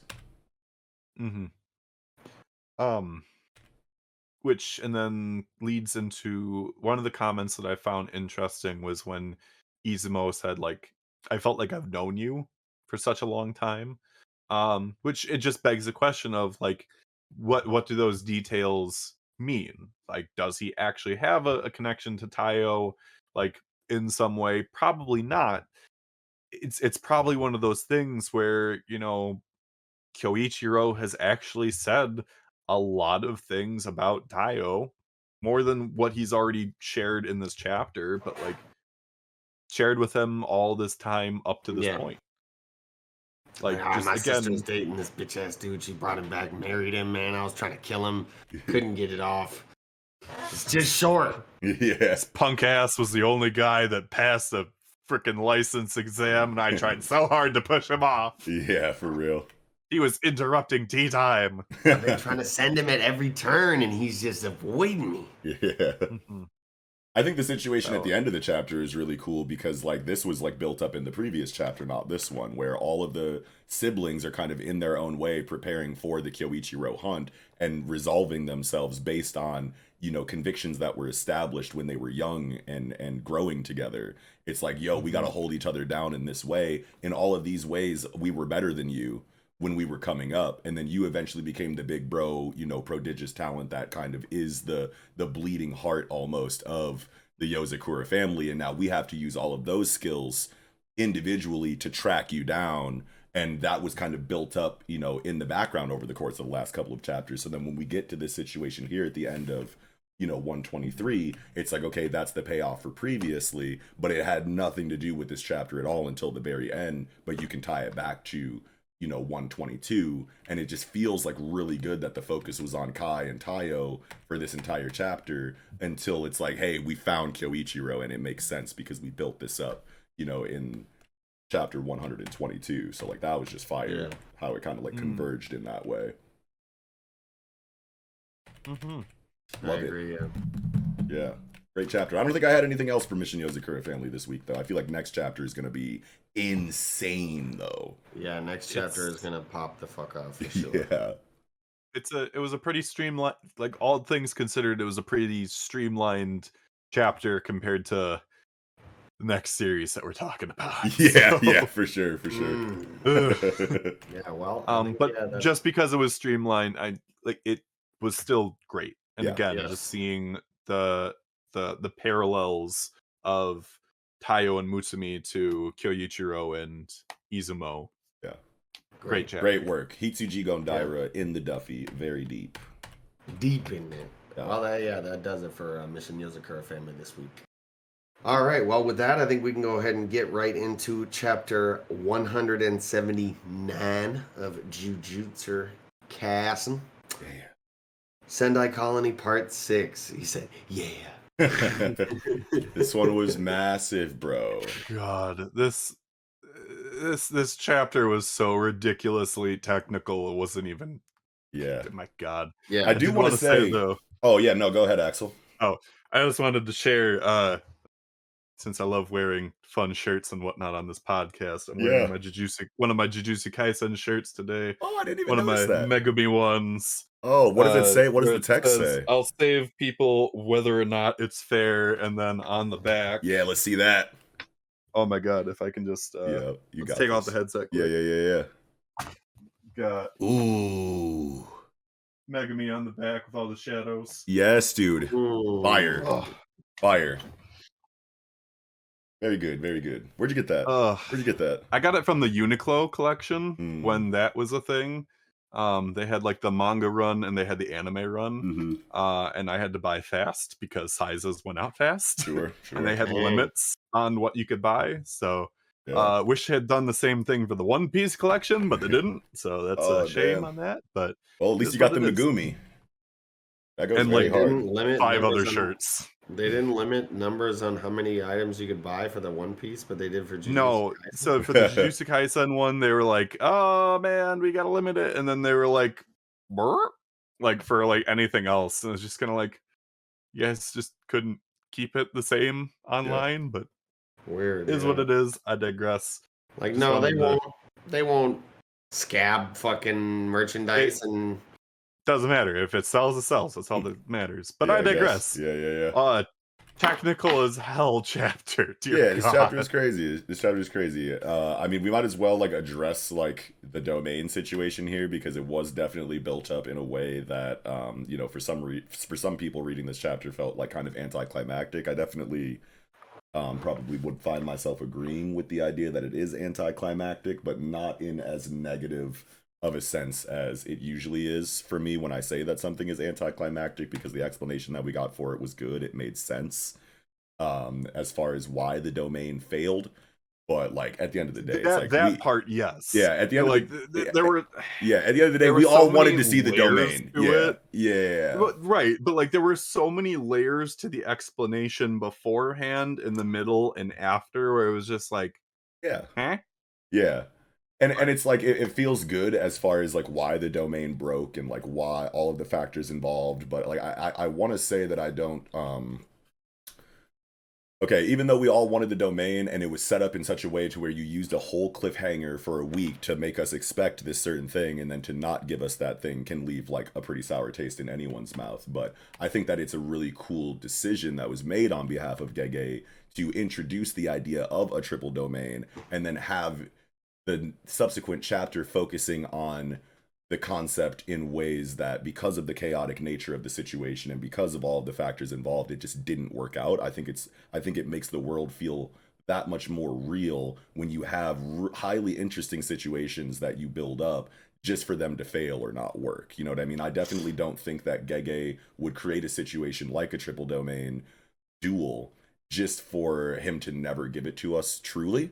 So I think that this is just like a, hey, this concept exists. This is something that you could possibly look forward to in the future. But in this example of it, we're going to show you all of the ways that reasons why it wouldn't work and why it doesn't work for this specific situation, which works for subversion, but also I feel like it's really fucked up to do after a cliffhanger like that on the previous chapter. So even though I'm not mad at it, I definitely was kind of like, oh, you know what I mean? Like, But at the end of the day, there's so many cool things that are happening in Jujutsu Kaisen right now to where it doesn't really matter to me that we didn't get the triple domain duel, even though that's what we all obviously wanted. I think that if you hinge the entire situation on that thing and then don't do it, and that's the only thing that the scene and the situation has going for it, and then you say never mind, that is obviously way worse than going, hey, we have like 15 cool things that are happening right now, and we just didn't give you the fucking coolest idea outright. We're putting the idea in your mind. We'll maybe be back to it later, but in the meantime, you have so much tight shit that's happening that will still keep your attention. So I like that Jujutsu Kaisen is able to do that in the first place. I mean, it was especially, like, not upsetting, but, like, jarring for me because I did really want to see how this functioned, only because my understanding of how the domain thing functioned was that when you have clashing domains, it's not an overlapping thing. The stronger one just prevails. Because I feel like that's how it's been explicitly explained in these narration boxes in the past. Yeah. And we've seen it in action, like when Jogo does the Iron Coffin Mountain, whatever, against Gojo and Yuji. And Gojo's just like, brah! And his shit literally just like, wow! And I know this is like early Jogo versus like Gojo, and it's obviously a huge disparity in power there. Yeah. And it could be a different functionality with more even levels of power, like Right. I think we talked about last week. But it just jars my understanding of the system too much, like because, like I said, the Gojo situation, his shit literally just overwhelmed Jogo's. Right. And it says the can't miss attacks cancel each other out. Yep. Infinite Void, the can't miss attack is like the influx of mind-blowingness. information. Yeah. Yeah, which hit Jogo. Right. So it's not like there was a cancellation. Like this is so Sure. weird, and I feel like Gege was just like, yeah. Now that I'm thinking about it, like this is a lot to try and write around the concepts that I've already like set in stone. So so you think in between last chapter and this chapter, Gege went, "This is too much right now. Let's break the domain." And then decided to just write a new manual on this is how things work out once domains are canceled out. Yeah. I mean, when you put it like that, doesn't seem as possible, but maybe like I don't know. You never know how much. It feels like something like that was planned out, that like it was always kind of built to fail just because of how it gets explained too. I think honestly where the disappointment comes more from anything else is the fact that the likelihood of all three of these people actually surviving in order to actually get their domain off again in the future successfully is probably really low, especially given how the fighting in this chapter plays out and the explanation of the curse techniques plays out. So that's the thing, is that like we got this tease, and now we're probably not going to see how it actually works for this person or that person. Yeah, I think it's definitely planned. I definitely and I just want to say, like, you never know like how influential editorial will be in week to week decision making when you're creating your manga. You know what I mean? We just don't have insight into that area of the process. As you know, like manga is just a lot more enigmatic in regards to its like, you know, background practices and all of the things that, you know, the bells and whistles that actually make it work. It's nothing like over on the West where we get interviews from editors all the time and constantly get like documentaries showing the inside of the, you know, the creation process, like from start to finish. You know what I mean? Like we get like so much more of that. All of the creators and all of the people involved in the comic book creation are all on Twitter, constantly like showing you who they are as people all the time. And it's just like a way less opaque view into the industry on the Western side of things than it is on the Eastern side of things. But at the end of the day, editorial exists and it has a job, and the decisions that they make and how we see that as the consumer with the finished product is very enigmatic and very mysterious to us. You know what I mean? But that said, I think that this situation was still planned by Gege. I think that it was, even though I can't really wrap my mind 100% around the reasoning for the decision making, I think it's cool that at the very least, Gege wanted to display, you know, this concept inside of this wild situation of triple domains clashing with each other, and wanted us to get information on how that kind of situation does work. But for this specific example, he chose to show all the mechanics involved as to why it didn't work instead of why it did work. You know what I mean? I definitely still think he has an idea and knows what a triple domain situation will look like when it's actually working and when it actually is happening and it's not interrupted. I just think that at first he showed this side of the situation instead of the successful side, which is cool. It'll probably it'll probably be a situation where it's more synergistic rather than like opposing forces, because that's even something that is mentioned with why it broke down when it did, was because the conditions outside and inside the forming barriers just was not stable enough, and it broke through. It's on page 7 here. The clash of three domains is more complex than for two. As they erected their barriers, the internal and external conditions differed, and there was an unexpected intruder, causing the barriers to break. Right. So it's just cool that like it still does wonders for the world building. Like it does just as much for the world building and understanding of the world at large as a successful domain would, I want to say, but it's just not as hype. Yeah. But it still, you know, does wonders for the depth. Yeah.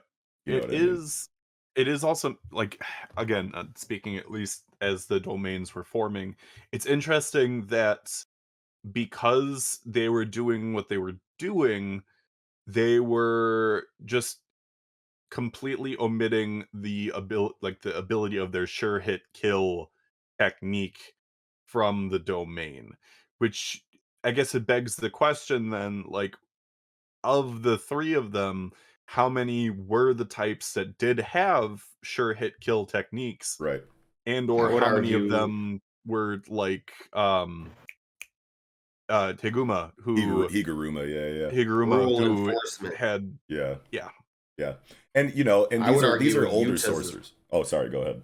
I was just gonna say, I would argue Yuta's probably the only one with the sure hit technique, so he would be at a disadvantage in that situation, only because he is a newer sorcerer, Right. and that goes hand in hand with the point I think Nox was about to get at, with what Tengen was saying about how the older sorcerers' domains were more focused around the enforcement of their internal and external rules as far as their ability goes. Right. Yeah. And then over time, cursed energy kind of evolved and got more potent in the way where these domains developed these sure hit techniques, these one hit kill techniques that are very, very potent. Right. Yeah. Yeah. So I was definitely like subscribed on the team, that Yuta being a modern sorcerer versus two ancient sorcerers, that if we really did get this actual domain situation, it would be, presented in a way to where it's like Yuta is the only one that does have a short hit technique, and how, the abilities would kind of, interact in that way. But I had so many. I think it would be more interesting if it was actually the reverse, though. Like, yeah, it just could based on definitely be the reverse personalities. still, I want to say, right? Yeah. Yeah. Based on personalities, it definitely seems like Uro and Ishigori are, because they're the hot-headed types, they're more likely to have the sure hit kill. Whereas, I mean, obviously Yuta's a weirdo in terms of his just abilities and personality and whatnot. So like it's not that far of a stretch to say that he would have a weird domain on top of that. Yeah. What if, like, because you can do some weird shit with the copy, like enforcement of those rules. What if, like, within his domain, he doesn't have a sure hit technique, but his copy gets amplified to the point where, like, his body just innately mimics every movement your body does. So you literally, he's just matching you step for step, like, subconsciously almost. Sure. Yeah. Like as soon as you do Body something, copy. yeah, it copies it. That'd be cool too. I was thinking of a bunch of different ways how this could go. I mean, like, considering that, like, the domain gives you more than just a short hit technique. Obviously, we know that. It gives you, like, an elemental buff, similar to, the Indigo League and shit. Like, when you have a fucking cloister and you, like, choose an ice, like, water map, you know what I mean? Like, it's a very similar, it's a very similar kind of, like, concept as that, where, like, your domain just gives you, amplified stats in all of your natural areas, on top of having a short hit technique, on top of whatever. But considering that multiple domains being active at the same time means that your innate techniques, or your short hit technique is nullified, negated. I saw it as, like, huge, pocket dimension space where the aesthetic was, kind of decided based on who had the advantage at any given moment. So if the domain completes and all three are active at the same time, no one gets a sure hit technique, but they all get their own individual buffs depending on who has the advantage in the fight. So if fucking Uro, like, crits, Yuta, suddenly the domain aesthetic changes to Uro's, like, domain. And then if Ishigori, lands a crazy hit on Uro, then all of a sudden the domain aesthetic kind of, like, switches to give him the buff and give him the advantage. You know what I mean? I thought that would be cool visually to see Gege draw it in that way if that was the case. But, like, there were just so many ideas that so many people had for, like, what this exchange would look like inside of a triple domain barrier, and then to just not get it, it's just like, fuck. Because the roach came and ruined it. Yeah, Kuro Urushi just can't stay dead. Fucking Tess came in and fucked up the whole vibe. Or at least the spirit, at least. Because I found it very interesting that, like, it specified in the chapter itself that while the player Kuro Urushi was dead, the cursed spirit was able to just like breed itself and, like, or I can't remember the exact word. Parthenogenesis, yeah. There you go. So it's just the roach coming to ruin the day. Yeah. It's an interesting note on that. It's an interesting situation, real quick, that you even brought up the parthenogenesis aspect of this, because it's like I'm trying to think about it, in regards to other special grade curses that we've kind of seen, Hanami, Curse Family, Dagon, Jogo, you know what I mean? Like, this parthenogenesis, like, situation, allowing Kuroroshi to reproduce itself real quick. You know what I mean? Giving, the essence of the negativity created by the fear of cockroaches a new home to live in after the original Kuroroshi was dispatched.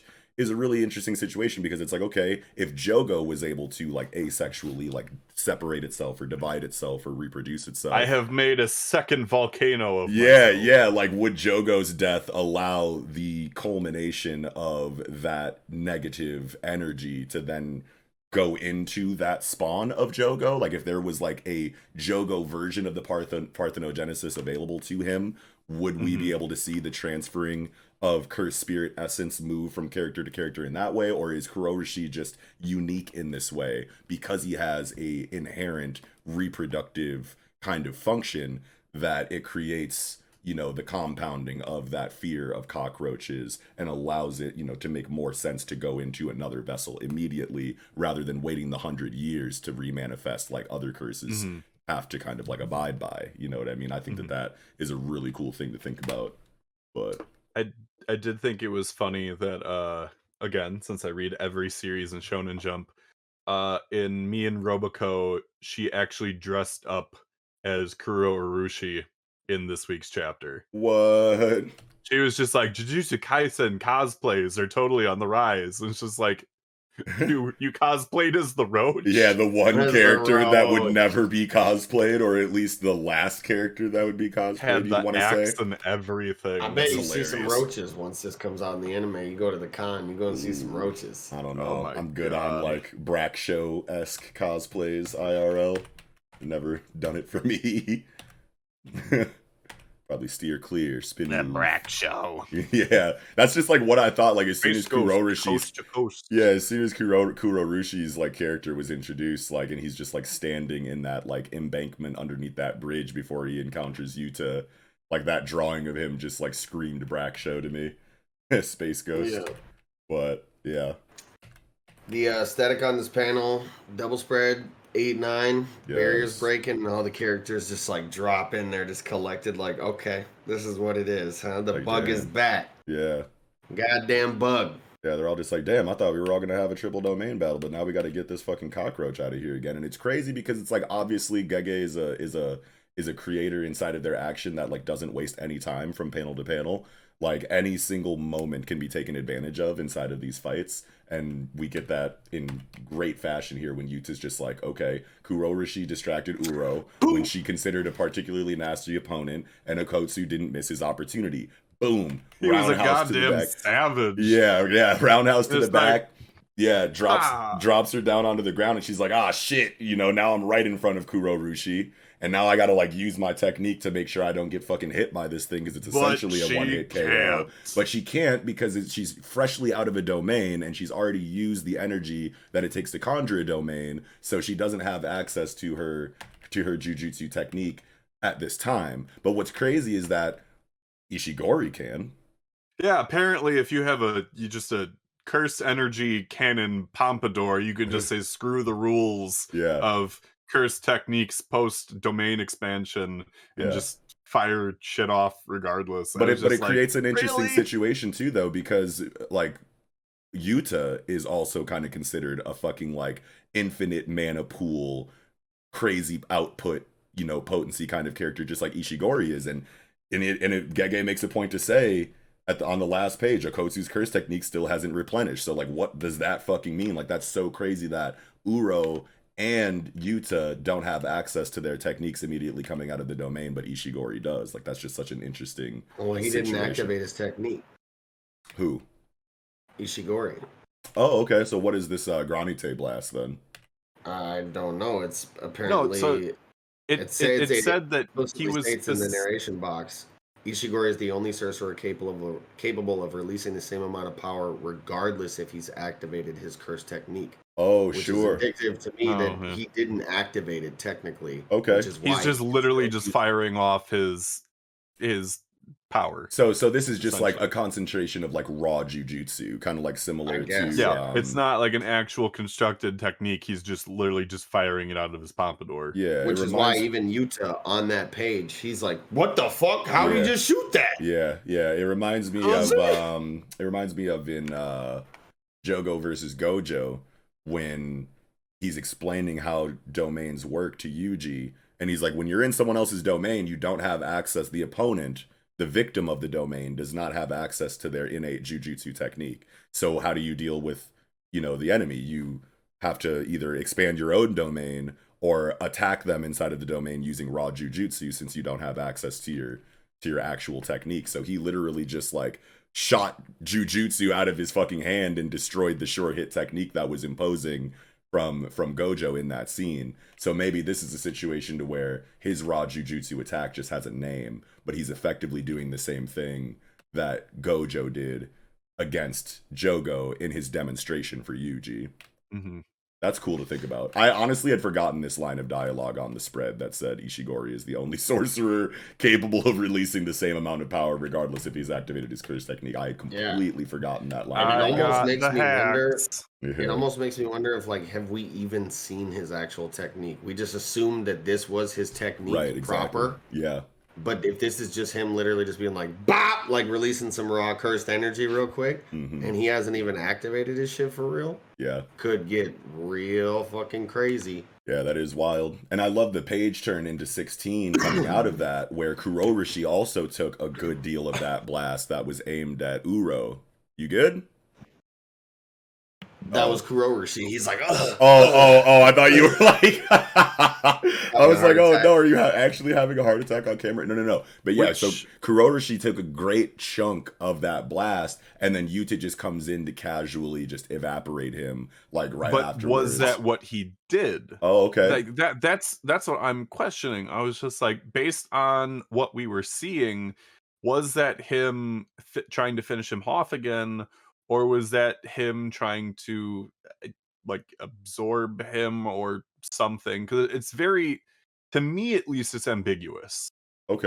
Because we don't actually see like any follow through on that. We just see that action, that like white, almost kind of looks like a spider web being shot at him. Yeah. It looks to me that spider web kind of effect looks to me like that raw blast output of cursed energy that he used to blow him up the first time.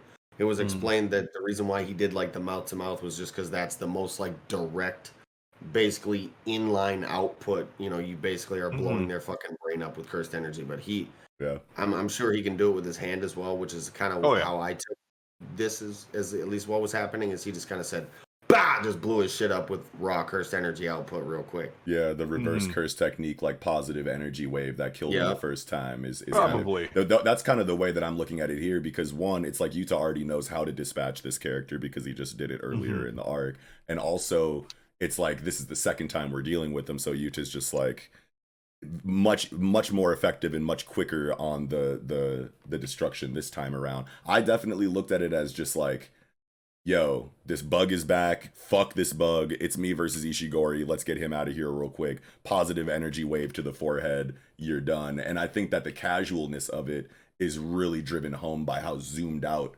the panel of him dispatching him is. You know what I mean? Like, it's not focused on, it's low detail. It's in the background to really drive home the point of like, this is a fucking bug in my way. Boom, you're out of here. Casually go into... the Ishigori stance up, you know what I mean? Like, I just thought that was just so hard and ruthless and raw. That's such looks like a movie scene. Where two characters about to square up. One just like pops one and just like starts walking up to the other one. Now like, where were we? Yeah. Now where were we type shit. Now that the bug is out of here, we can get back to this money. Yeah.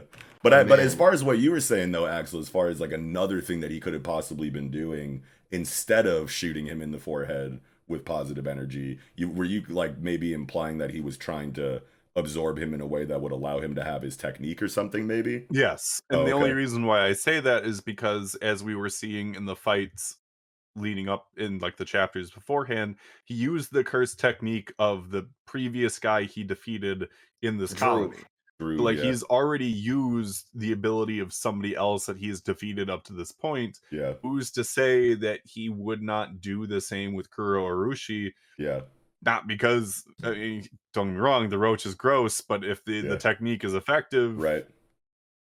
Yeah, I like what you're saying. I just don't remember a condition like this in regard to Yuta's copying ability historically, right? Because like we saw his copying ability in Volume 0, and he didn't have to touch you, he didn't have to do any kind of extra, energy channeling, he didn't have to absorb you or anything like that. He kind of just like saw you do it and then did it later. You know what I mean? So that would be the only thing that would prevent me from subscribing to that idea. But I guess the only other additional thing is that like it is an actual cursed spirit. Yeah. And depending on how similar along the line that is to Rika at this point in time, maybe it's a different process. Who knows? But yeah. whether or not the roach is actually down for the count this time, I don't think so. Yeah. But I could be wrong. I don't know if Kuroroshi had time, to activate another stint of parthenogenesis in between his rebirth and his re-death. So I don't know. This might be the last time that we see Kuroroshi, just because he didn't have another vessel for his, the malicious negative, energy to kind of like jump into. So I think he's got to wait the 100 years now after this one. Yeah, I mean, I personally would not be a fan of this roach popping up every now and then. Like, I mean, it would fit, the cockroach, vibe. You know what I mean? Of course, but I mean, I think twice is enough. I think twice gets the point across.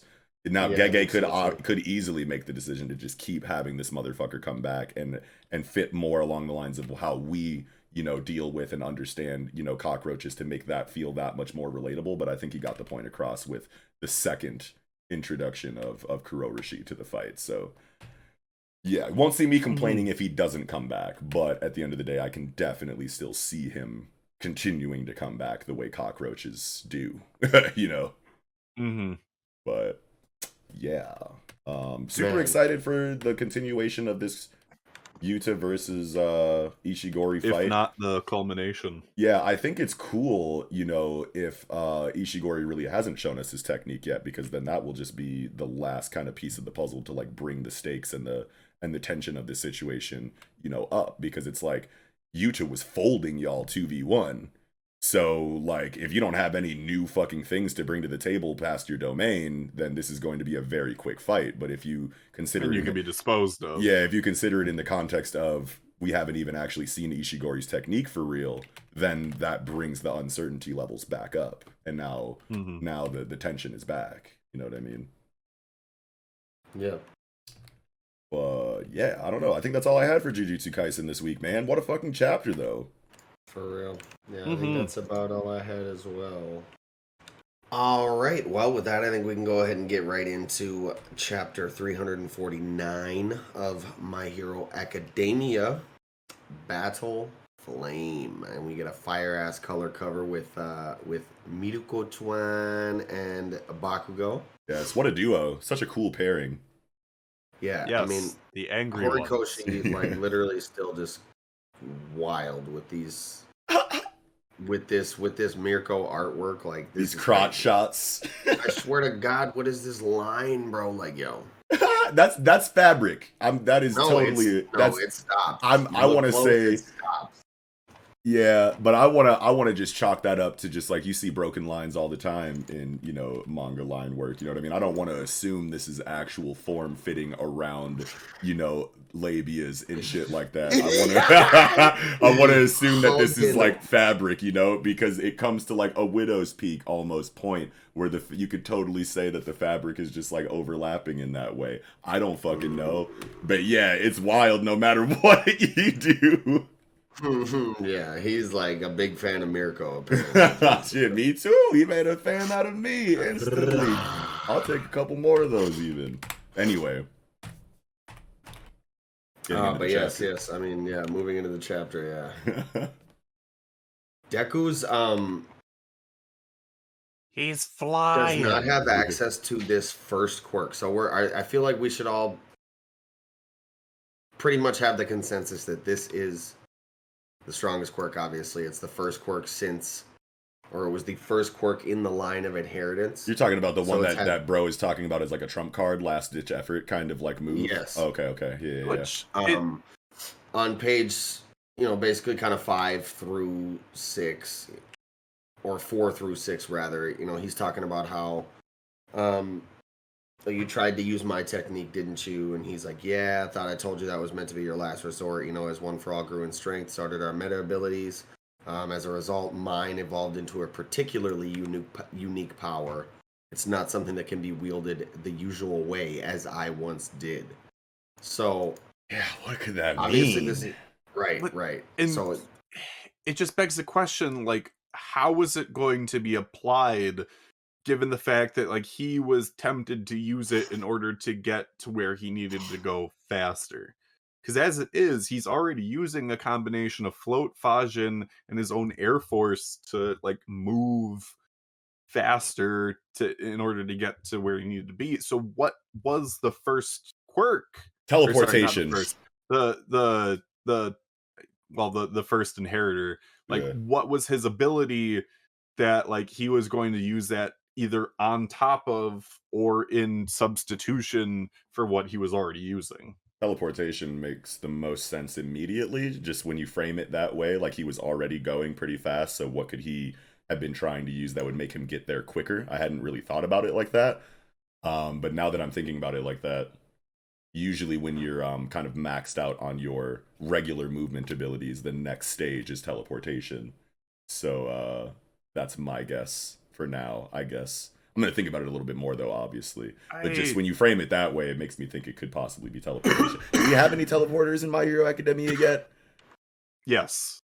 Yeah, I mean, besides, not in the sense that you're thinking, yeah, but like, yes. like Kurogiri can warp you. That was Yeah. literally how the two sides came Yeah. against each other for this final battle. So yeah, I mean, like, I think it's more like like spatial magic users as far as that goes. Like, you know. Yeah, I was thinking more along the lines of like a Nightcrawler.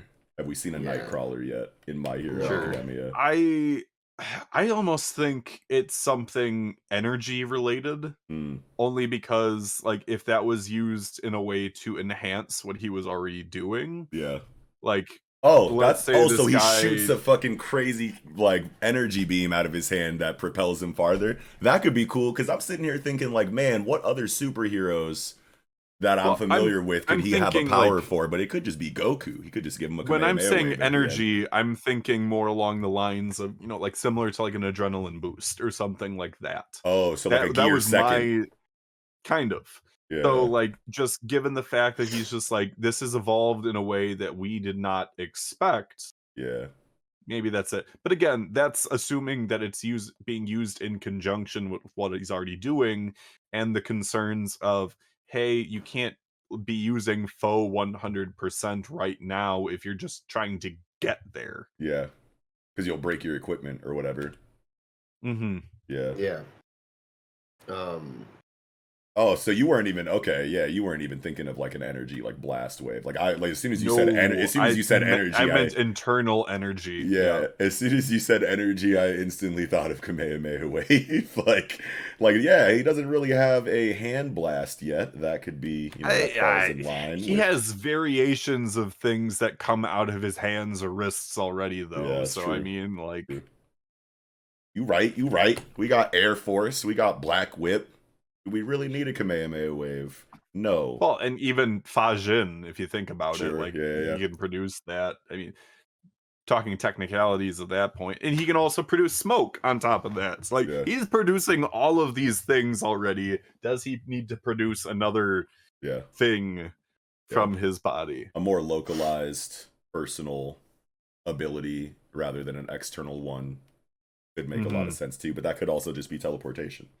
Something that was touched on in the chat for the live reaction and the, you know, that I talked about during that time as well, is that the fact this dude looks a lot like Bakugo. Yeah, people have been saying that too. And I remember someone said that there was some crazy time travel theory. What if the evolution of quirks is like cyclical in a way, where people were, I don't know, I kind of played with the fact that like, what if the quirk that this dude has evolved into a quirk really, really similar to Bakugo's? And people were like, nah, like, Bakugo's quirk is a combination of his parents' quirk. And so I'm trying to find a way, like, I guess, to compensate for that within the line of thought that I was having about it. And I was thinking, like, what if that quirk evolution is cyclical in a way where these quirks evolve to a point where they kind of do cycle back onto the original ones? I mean, do they get so overcomplicated that they have to simplify at a certain point? But I mean, that's part of the issue with like that's being Singularity. presented in this chapter is the fact Mm-hmm. that like quirks are evolving at a rapid pace, that it's progressed to such a dangerous point, and Dobby is a creation of that. Yeah. So I mean, like if anything, quirks are just getting more complex rather than simplifying, at least Yeah. depending on the family line. Most definitely. Yeah. Mm-hmm. Yeah, it's the hardest thing to get around as far as that goes, but I don't know. Mm-hmm. Yeah, This dude looks a lot like Bakugo. he does though. Yeah, I remember the time travel, like the super cringy like Bakugo time travel theories that came out when his design was revealed as the first inheritor. It's just like, oh no, another anime character with pointy hair and a slightly scowling expression. No, they can't be different characters. Right. Why would you think that? Yeah, I just remember being like, holy shit. The thing that's gonna either, make or break like that headcanon stronger is when they finally animate the first and second successors. See what color his hair is. And Yeah. just like exactly. It's just like, oh crap, his hair is If he's fuchsia. got tan hair, fuchsia hair, and that red pupils, woo, people about to activate. Crazy. I was going more along the ancestral kind of line. Maybe this is and not Bakugo per se, but maybe an ancestor. Same family tree. Knows? Yeah. Yeah. Which could tie in nicely as far as like the sentimentality and connection between the two, like deepening the bond between them. Like I got your ancestor with me, bro. Like, what's up? Yeah. That sounds weird. Hey, Bakugo. Your great grandpappy says knock it off, motherfucker. No. Yeah, we'll see, I guess. You're being disrespectful to great grandpappy right now. Damn, that was like the same number of greats both times. Good shit. Probably. That was fire. That's funny as fuck. But yeah, are we moving into Ochako and Toga stuff? Yeah, I think so, yeah. It's just like Froppy is just like, I wasn't going to let my best friend's secret be revealed because of this bitch. Wait, what's the secret? That Ochako's in love with Oh, Izuku. yeah. All right, yeah. Yeah, this situation was... Yeah. Yeah. I didn't know that I didn't like realize. At least that's what I'm pretty sure that's what it is. Yeah. Because she's just like, I'm not letting my friend's secret be revealed because of Toga right now. Izuku needs to go and just fight Shigaraki. But also that kind of stuff just shouldn't matter in a situation like this. So yeah, go ahead, Eagle. When Tsuyu drop kicked Toga, she was literally about to say, we fell for the same person. Oh, yeah. Okay, wait a minute. Where is that? That was last chapter. Oh, it was last chapter. That's right. Yeah. Yeah. She drop kicked her right in the middle of her sentence, cut her off. She was like, about to say, like, she was in the middle of saying, I thought we would be able to understand each other, especially since we fell for the same and she was about to say it. Yeah. And actually, I guess that does matter to the situation, right? Because you always have to, like, remember that these are just kids, you know what I mean? And, teenager stuff can still affect them. Like, you want to say, like, who cares if the cat's out of the bag for that, very high school situation. Yeah, but in this situation, it's like we need to keep our wits about us. We can't have any distractions, and like hormonal, lovey-dovey, like romantic, like teenager stuff like that can very much get in the way for these people in ways that like just can't be helped and can't be, easily like reversed after the feeling and thoughts are in your head. Like that will affect you, you know what I mean? Especially when you're this age. So that actually is fine. Yeah, that makes a lot more sense to me now that I've thought about it a little bit more. Yeah.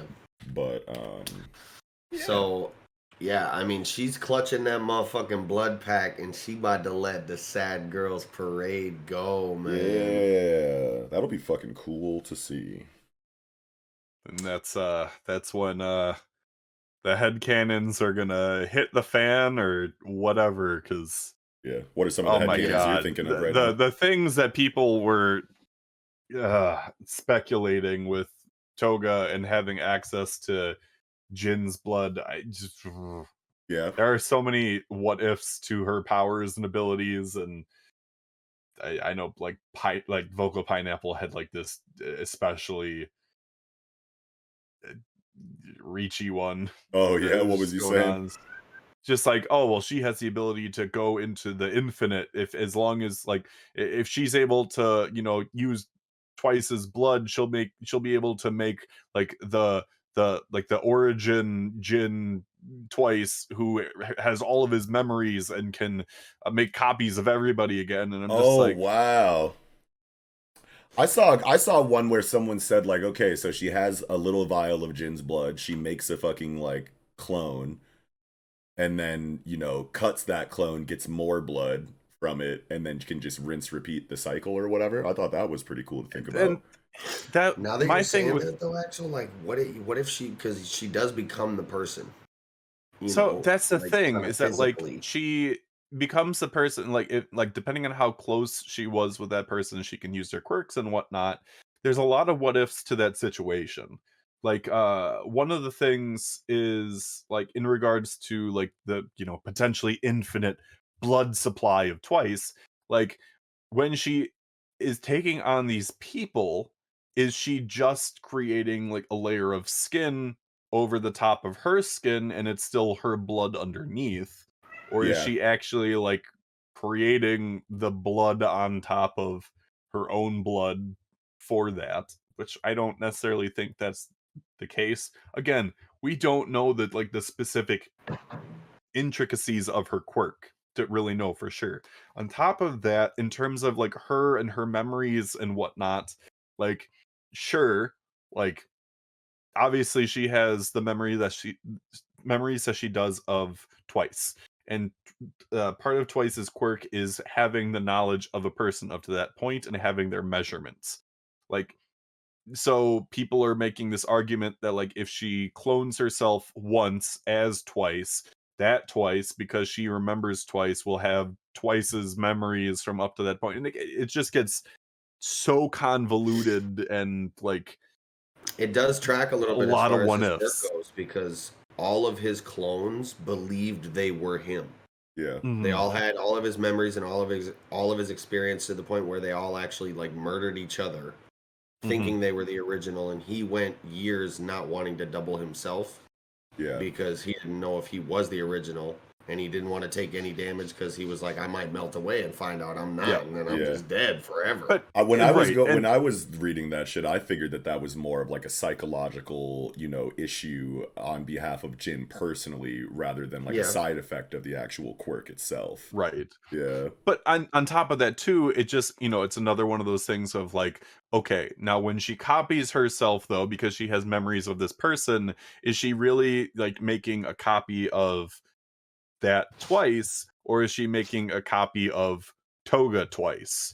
Like right. again, just The like if technicalities are absurd to think about. right, like if she uses his ability and makes a copy of anybody else, yes, she's making a copy of that person in the moment from when they like she measured them and whatnot. But Yeah. like again, that's why there are so many what ifs to this thing, and like depending on what we see with the chapters coming up, it is going to make or break headcanons. Mm. Yeah, no, it sure will. Wow, I didn't even think about it like that. I'm like so like far removed from like the My Hero Academia community discussions at this point that like I'll hear, certain headcanons or theories like offhandedly, but I'm not like in the mix of action when it comes to those discussions. So this Mhm. situation that you're talking about right now completely escaped me. And now I'm thinking about it for the first time, like holy shit, that had to be so massive in the community when it was going down, and probably still is because we have yet to to Yep. get the fruit of that concept. So Mhm. wowza. But I guess moving on from that though, I mean obviously the focus of the chapter, it, it's funny that for both MHA and One Piece, honestly, you had like this sandwich of content where it's just like the really important things on either end, and then the not as focused on things in the middle. Yeah. But like obviously Dabi was the focus here, and I I need to make this comment. I need to make this comment. The fact that like the people that we have fighting Dabi are Shoto and three of Endeavor's sidekicks that he's got. The fact that uh Onima was telling Kido, he's like, you should back off, like, because of the heat and whatnot that's going on. And it's just like, he's like, oh, well, no, I can deflect whatever I want, including the heat. And I'm just thinking to myself, why do this they need is to talk weird. about that? Yeah. It's weird other than needing to explain his quirk Right, yeah. for the readers for the first time. It was, I like, agree with you, it's a very awkward vehicle for this exposition, because it's like these two characters should be familiar enough with each other to know they work for Endeavor, who has fire powers. Yeah. And he is a sidekick for Endeavor and around Endeavor. Like, I get it. Dabi is like very, very hot with his fire abilities, but like, yeah. He's Endeavor's sidekick for a reason.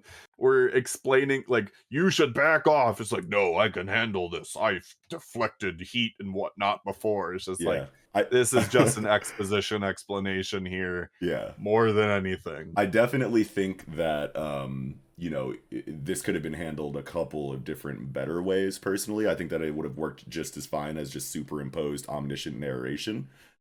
You know, explaining, you know, Kido's, you know, ability to resist heat when he needs to. I definitely don't think it needed to come from the mouth of Kido, because you're right, because this literally these are two characters that already know these things about themselves. They're already Endeavor's sidekicks. Yeah, like, why are they talking to themselves about this thing? Yeah, it definitely could have just been superimposed omniscient narration, or it could have been handled with better subtext. I think that subtext would have been, you know, like a better way to kind of get the point across, rather than just like face valuing the explanation between two characters that have no reason to be having this conversation with each other. Exactly. But yeah, I don't know, whatever.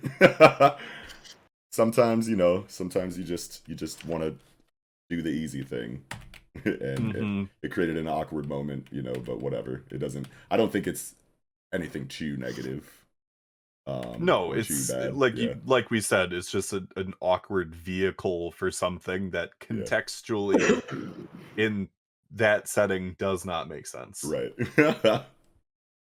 But yeah, that was literally like the only thing about the chapter that was just like for me. But I'm it's funny that you brought that up, because I was gonna bring it up if you didn't. That's hilarious. It just stuck out so much to me. Yeah. But I love his design. I love the design for Kido. I love the you know, the Invisible Man kind of, you know, approach to his aesthetic, where it's just mummified, you know, mummy rap guy with a jacket on. It's just like always gonna hit for me. Right. Yeah. But yeah, so this is like cool, right? Because it's like we're establishing the situation to where like these, you know, Endeavor agents are going to have their relevance in this very like concentrated, localized like scuffle here, where we can finally see what they can do, but it doesn't necessarily take away from like the final bout, you know, inside of like Dabi and Endeavor, like versus Dabi. It's like we're just gonna let the little guys go and like do their thing so that we can see them, know that they have value since their introduction, and then boom, move on to, you know, the pay-per-view. I mean, that is event. assuming that Endeavor actually does show up to take on Dabi at any point during this fight. I think it'd be so weird if Dabi gets beaten without engaging Endeavor at all. I get that, but like, you got to consider the fact that Endeavor is currently engaged with All for One's original body. And I don't even know like where that is, even now that I think about it. I do not have a very good understanding of the geography of these scenes personally. Not saying that Kohei isn't doing a good job of communicating, you know, the landscape or anything like that. I just like, it hasn't clicked in a way to where like sometimes I'll read like One Piece or, you know, some other story that like gives you maps and like really like lets you understand the positioning of, you know, where characters are at any given moment. Like, not to say that Kohei doesn't do that, but like I'm just thinking of other times in stories where I've almost had just samurai. Like, elusive samurai and shit. I just have like a mental, you know, image as if I was like a bird's eye view spectator in a video game, like, you know, controlling my way through, you know, the location. I just don't have that grasp of the locale in My Hero Academia like I do in other stories, so that's probably my fault. But like, yeah, like where is Endeavor anyway? You know what I mean? Like, what are the chances that he could, in this very chaotic situation, end up in front of Dabi, I guess is my question. Yeah, I don't know that they handle All for One quick enough for him to be like, port me there real quick, bro. Yeah. Like, no. Yeah. But I mean, All if for they're one in is a rather problem. close, yeah, if they're in rather close proximity, you could have situations where Endeavor scraps with All for One, they tussle for a little bit, and then boom, all of a sudden, introduction of another character that kind of like fills in that gap for Endeavor after taking like some kind of hit that he needs to go, to the side and kind of try to recover from for a moment, then enter, Mirko or some other fucking character to kind of like tussle with him in the meantime, and then who knows, by the time Endeavor's ready to get back into the fight, he notices Dabi over here, and goes to that situation or something. Mirko wouldn't be the one to do it. Yeah, not Mirko. Anyone that's engaged with Shigaraki is not leaving that place. That was just for the sake of like, just to throw, a name out, you know what I mean? But yeah, Mirko definitely isn't gonna be the one. But yeah, you know what I mean. Mm-hmm. You never know with these like chaotic like war arcs, you know what I mean? Like, yeah, they establish these 1v1 bouts, but who knows what could happen that could interrupt that situation in a multitude of different ways and create new atmospheres and new dynamics. Mm-hmm. But yeah, I don't know. I'm really excited to see everybody like I feel like this next chapter. Now this last panel on the last page, is this just like time constraints? Like didn't get to like add like all of the detail that I wanted to in the last page because of time, or could this have just been like an artistic choice? It doesn't really feel that way. No, I think he's burning He's away. literally falling apart.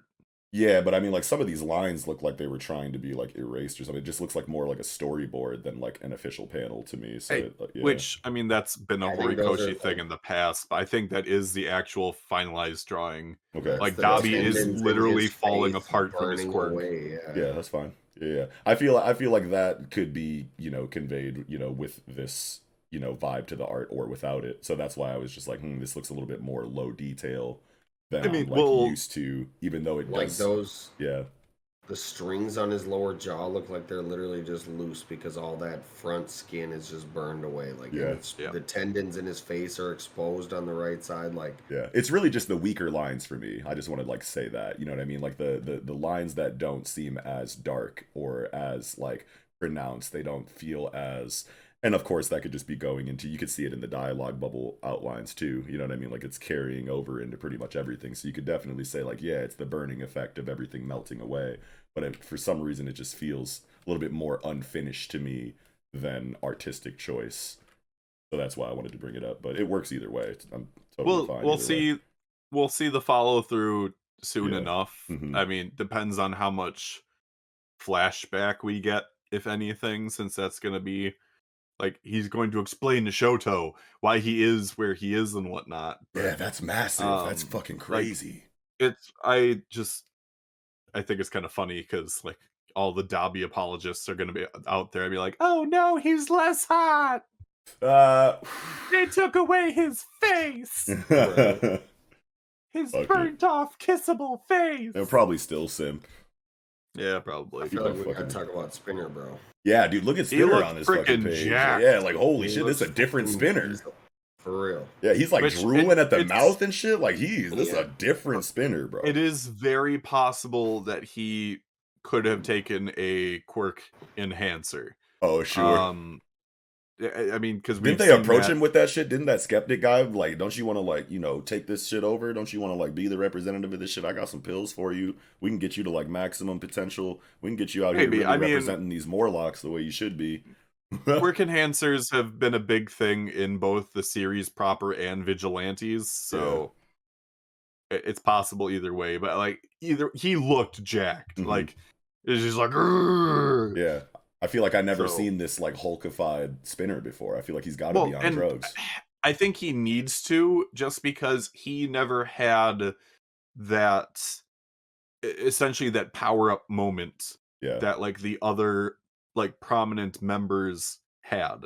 Like even Mr. What's his face, who's just like, haha, I am the descendant of this thief guy from the past, and I feel terrible for forgetting these names and whatnot. Mr. Compress. Yeah. Like even though he like, I believe he died. It was just like he had his moment of glory going on. No, he got whooped in the war. He got whooped in the war and then taken in. My bad.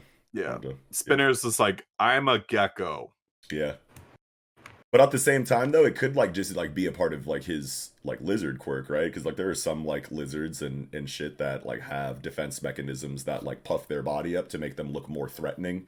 to predators, right? So it could be a situation to where it's that, but for the sake of this being a superhero story that's very physical, it's not an aesthetic boost. He also really gains that mass. Like he also it's possible. Yeah. But it is like the face of, what is it, the heteromorphs? Was that the term that was used? Oh my god, I said Morlocks earlier. It's definitely heteromorphs. LOL, that's that X-Men shit. I can't remember the It is specifics, heteromorphs. like, You're totally right. Yeah. Gotcha. Like I used an X-Men term on accident is all I was saying. Yeah. But yeah. Like it's very possible that he got like swayed into just leaning harder into that, just because, especially in vigilantes, that was a specific thing with like the quirk enhancers for that, is that they were like turning people more monstrous and at least for the people that weren't able to be cured anyway. So, which I do want to say as a segue with vigilantes, do either of you read it or no? No, not yet, man.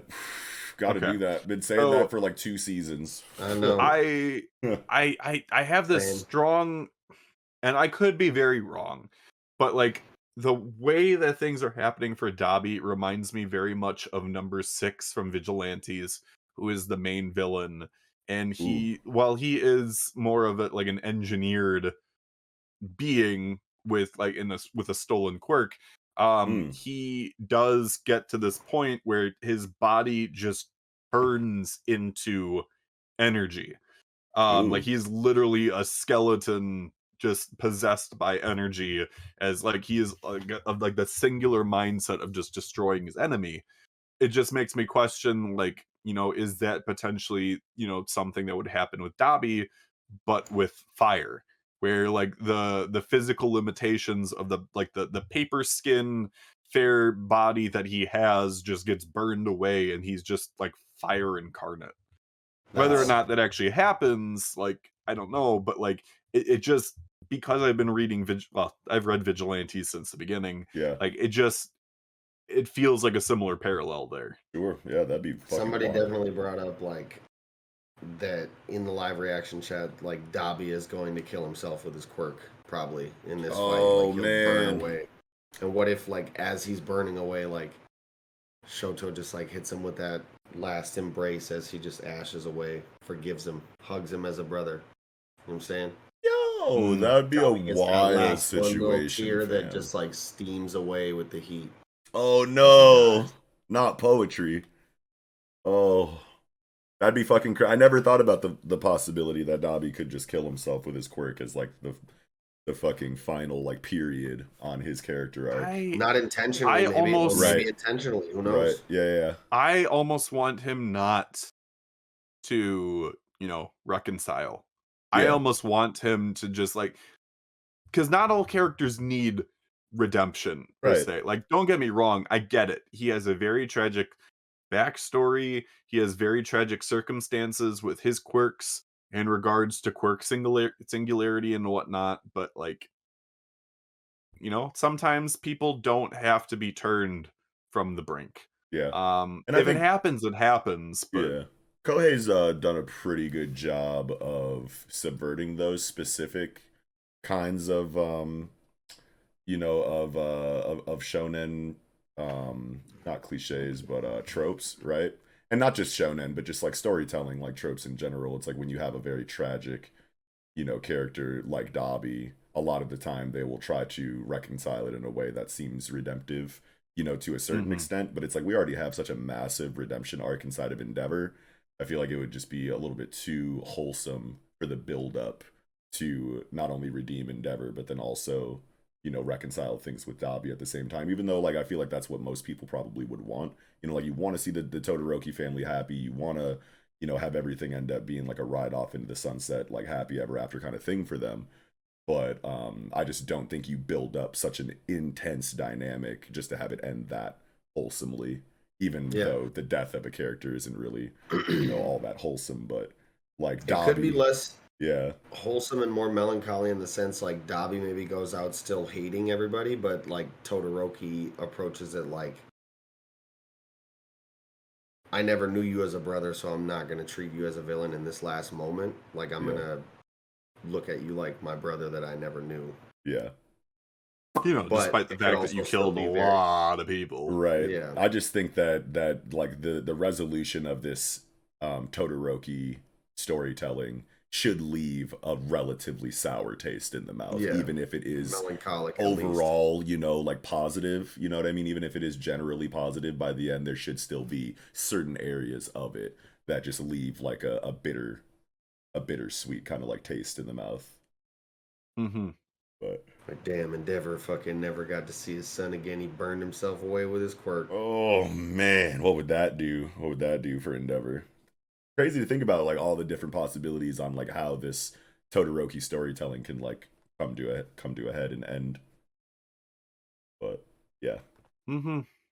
I don't think I had anything else for My Hero this week. No, I think that's about all I had as well. Sad Girls Parade coming out next chapter, man. Yeah, we'll see. And Diesel It's backstory time next chapter. Oh yeah, that's right. That's at least what it looks like. We got to get the Dobby backstory. We could get the Dobby backstory and then cliffhanger with the Sad Girls Parade. That'd be pretty major. We're in One Piece Wano like territory right now, where we're just gonna be bouncing back and forth with no resolutions for any one of them anytime soon. Oh shit, that'd be pretty Another crazy. cool thing, like just I guess my last thing for this chapter is like it's cool to finally see the resolution of I guess the subplot between Toga and Uraraka, where it seems like they both kind of resolved to the fact that they are not going to understand one another, and they're just gonna like stand on their own ideals and face each other as enemies, you know. Oh yeah, it's like gonna be dope. Resolved to that, because I mean, for a while, Uraraka was like trying to understand Toga, and seemed like they had this energy, like they were gonna try and rescue her, you know, from whatever. But now it seems like they're just kind of resolved to the fact that like, nah, she's bugging. There's nothing we can do. She feels like she's been betrayed by society, which to a certain extent she has. Yeah. And yeah, there's just nothing we can do about it at this point besides put a stop to her. Well, it's a great growth point for Ochako's character to, as a young child who's like being like kind of like thrust into the world of professional heroism a lot sooner than most kids her age have. Mm-hmm. Like you have this idea of like what villains are that that's been established over the course of your entire life, and now that you're actually fighting them on a professional level, Himiko Toga was the first one that showed, qualities of herself and her personality and her and who she is as a character that kind of conflicted with what Ochako's idea of a villain really was. You know what I mean? She wasn't ready for there to be this much depth and this much moral gray in the analysis of a villain, you know what I mean? And then when she squares up with Himiko Toga, she's like, yeah, she's definitely doing villainous things, but there are redeemable qualities about this one. What does that mean for me? Like, what do I have to do? How do I go about it when I can feel the pathos too? You know what I mean? Right. Like, how do I move forward with that? So it's a great growth point for her. So I'm excited, to see like how that kind of culminates and how that kind of resolves inside of this stretch of the storytelling with Himiko versus Ochako. But I just don't really like get it from like Toga's perspective, I guess. I feel like a lot of I feel like this Toga storytelling, I feel like there's nothing new really added to the Toga side of things yet in between their last confrontation and now, like philosophically and character wise. I'm sure we'll get it once their actual duel begins 1-on-1 or 1v2, since Tsuyu is here too. But like Toga just feels like, I mean, obviously, twice died and that was big for her and like personally, but inside of their personal like rivalry dynamic, I don't feel like much has really changed on the Toga side of things, specifically looking at Toga versus Ochako like in a vacuum. But maybe I just like am not really reading the dialogue in this chapter and the last chapter, I mean, like properly in that regard. Maybe I'm forgetting a line of dialogue that contradicts what I'm saying right now or something, but she's come, at least in terms of Toga, she's come to an acceptance that these people who she thought she loved, like they don't understand her version of love. They are of the common societal, viewpoint of you have to be normal, you can't do these weird things. And when it came down to it, the one person who did understand her, who did care for her, and seemingly, understood all these viewpoints, was Twice. And Twice Yeah. is dead at this point. And Yeah. so she will, embrace his blood and just, she be- because she loved him, as she came to understand, like, she wants to become him. She Yeah. no longer wants to become Ochako or Froppy or Midoriya, because that love isn't, or her version of love isn't being reciprocated. Oh, so maybe So this was more like a test then in regard to like Himiko Toge and her confrontation of Deku and Ochako at the same time.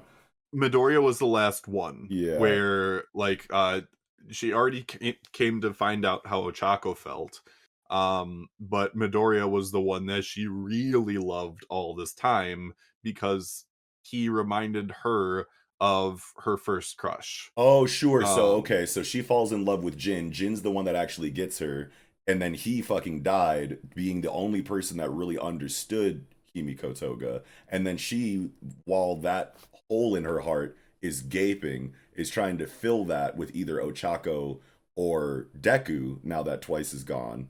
But now No. she's Yeah. like, oh, Ochako. No, not exactly. No. Ochako doesn't. So like, oh, okay. like Midoriya and Ochako were the original focuses for Toga. She kind of thought like Twice was just kind of weird and whatnot, and didn't realize what sure, she yeah. had until it was gone, kind Right. of thing. And now that he is and gone, she's trying to replace that. She's trying to fill that hole with Ochako, and Deku, and is finding out one by one that they never meant as much to her as Twice did. not And necessarily now, fill that hole though, but validate what she thought she had with them, and then realize sure. that was never going to be a thing, and then Okay. realizing and just coming to that acceptance that Twice was the one. Twice was the one that understood. It was never like a thing of them filling a hole in her heart, Sure. because they were the ones that were essentially widening that hole rather than filling it themselves. Sure. Okay.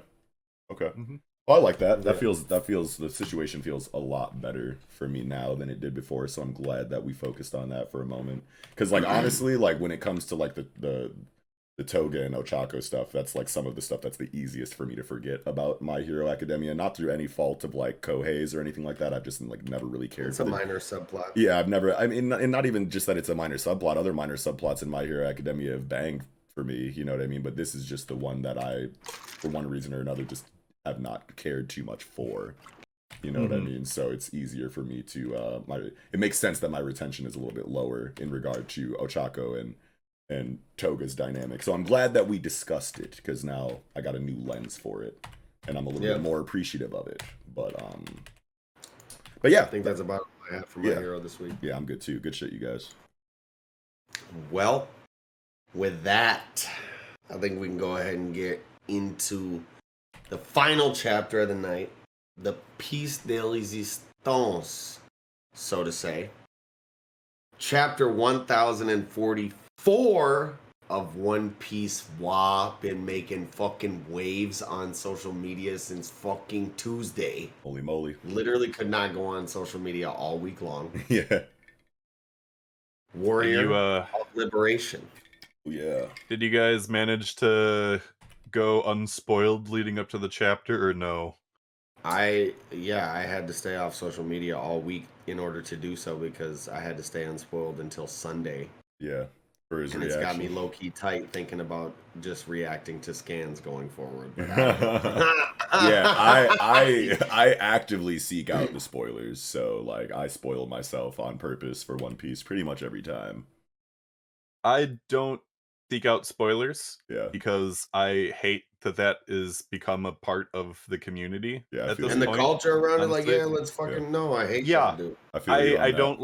don't like the thought of, somebody having to read regurgitated thoughts from somebody else, like a Yeah, baby bird being fed mushed up worms from the mom bird. yeah, But I did read the TCB scans once they came out on Thursday night because Yeah. there was no going past it at that point. Like, Yeah, for real. and I was able to stick to like Twitter group chats leading up to Thursday. Yeah. Once that chapter was out, the floodgates opened in certain group chats, and I was just like, I'm glad that I read this chapter when I did. So Yeah.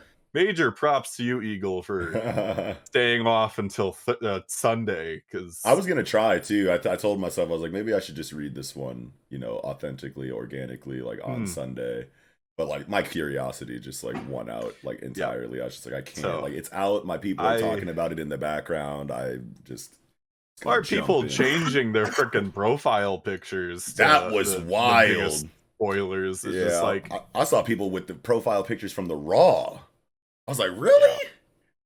From the Raw scan? That's wild. Like the really like low quality choice. Like you're taking a picture of the physical book. Yeah, like type shit. Like not even that.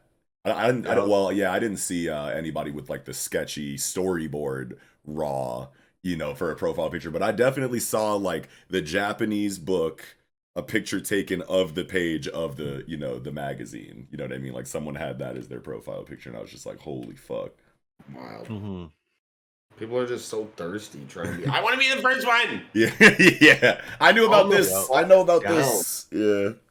Oh my god, I sold it! Oh, like, shut the fuck up, let people experience it for themselves. You're so fucking thirsty for attention on the internet. Oh my god, I hate these motherfuckers. So yeah, this is the third chapter in a row I've managed to go unspoiled up to reading it. Nice, dude. Very proud of myself, especially on this one, because like if I got spoiled on this one, I would have been pissed. Yeah, this one. I got spoiled on the last chapter. Did you? Ooh, oh damn.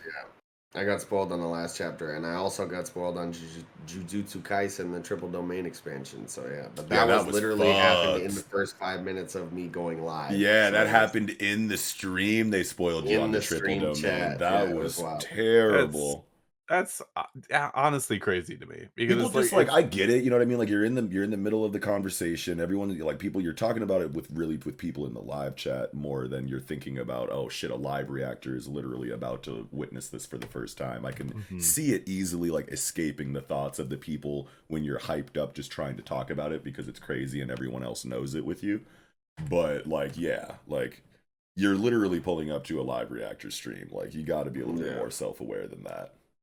But I digress. We should probably get into the chapter. Yeah, cover chapter. Before we do, what's up? I did at least want to, because I do love the cover stories. I did find the first cover story page with Sanji's brothers hilarious, especially given the fact that one of the daughters is literally standing between them with just a knife in her hand. Yeah, just like oh my god, they're about to start seeing what this German technology is hitting for. They're like, we gonna acquire this shit one way or the other, boy.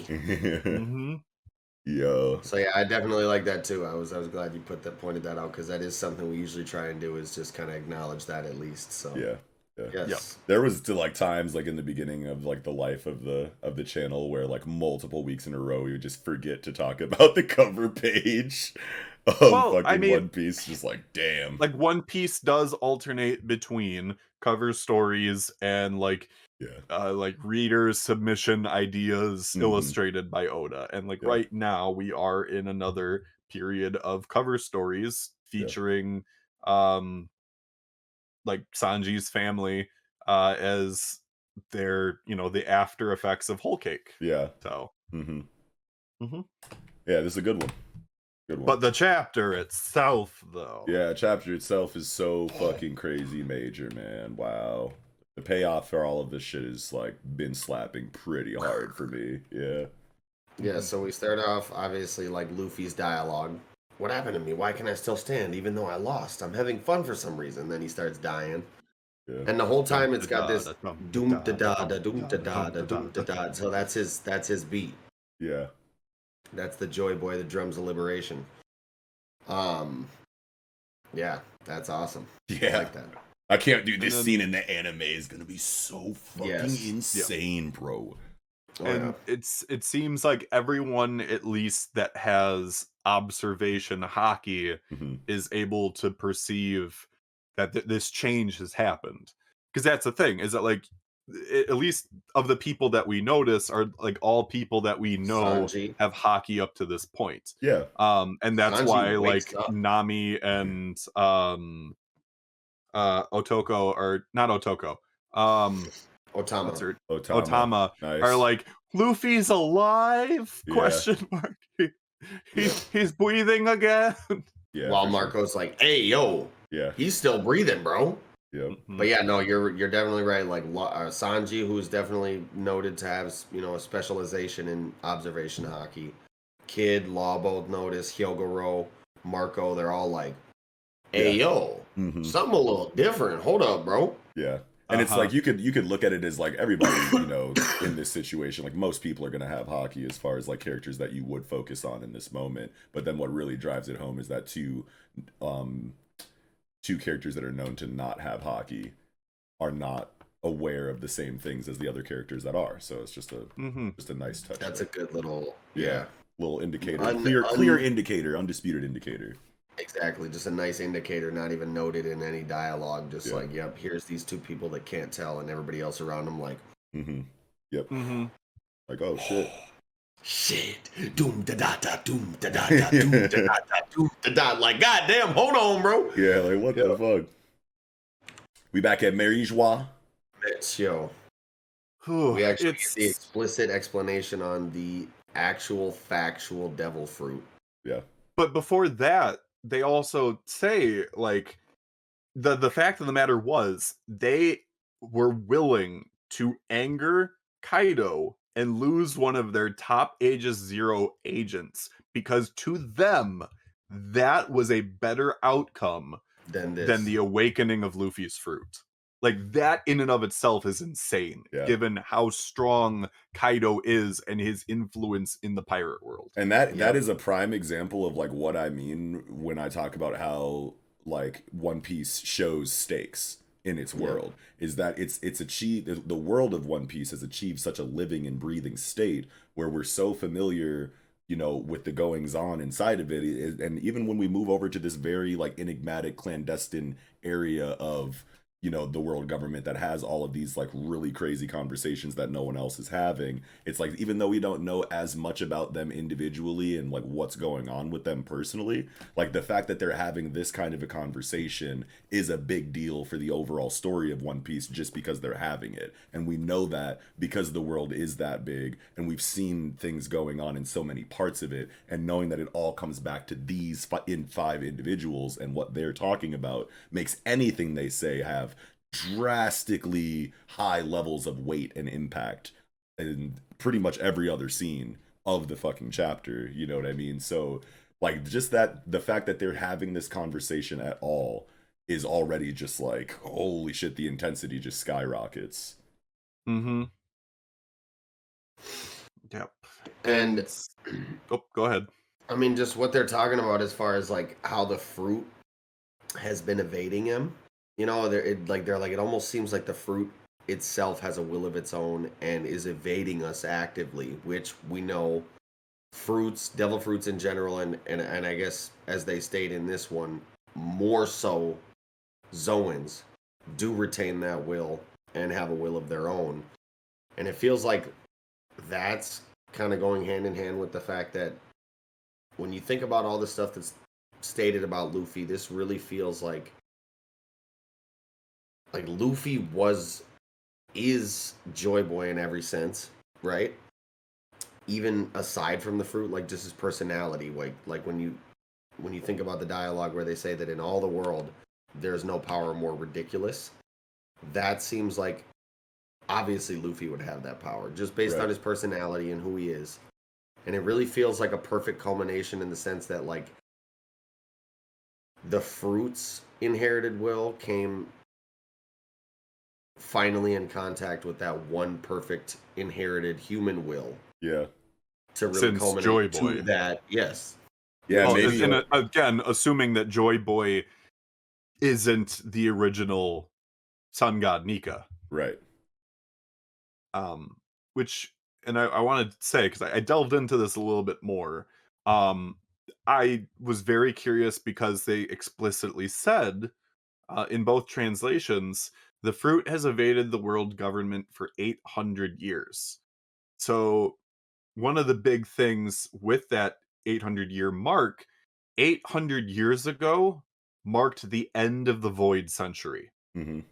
On top of that, in terms of some of the other events that happened at that point in time, Shandora was destroyed from Skypiea. The Riku family takes over Dressrosa from the Don Quixote family.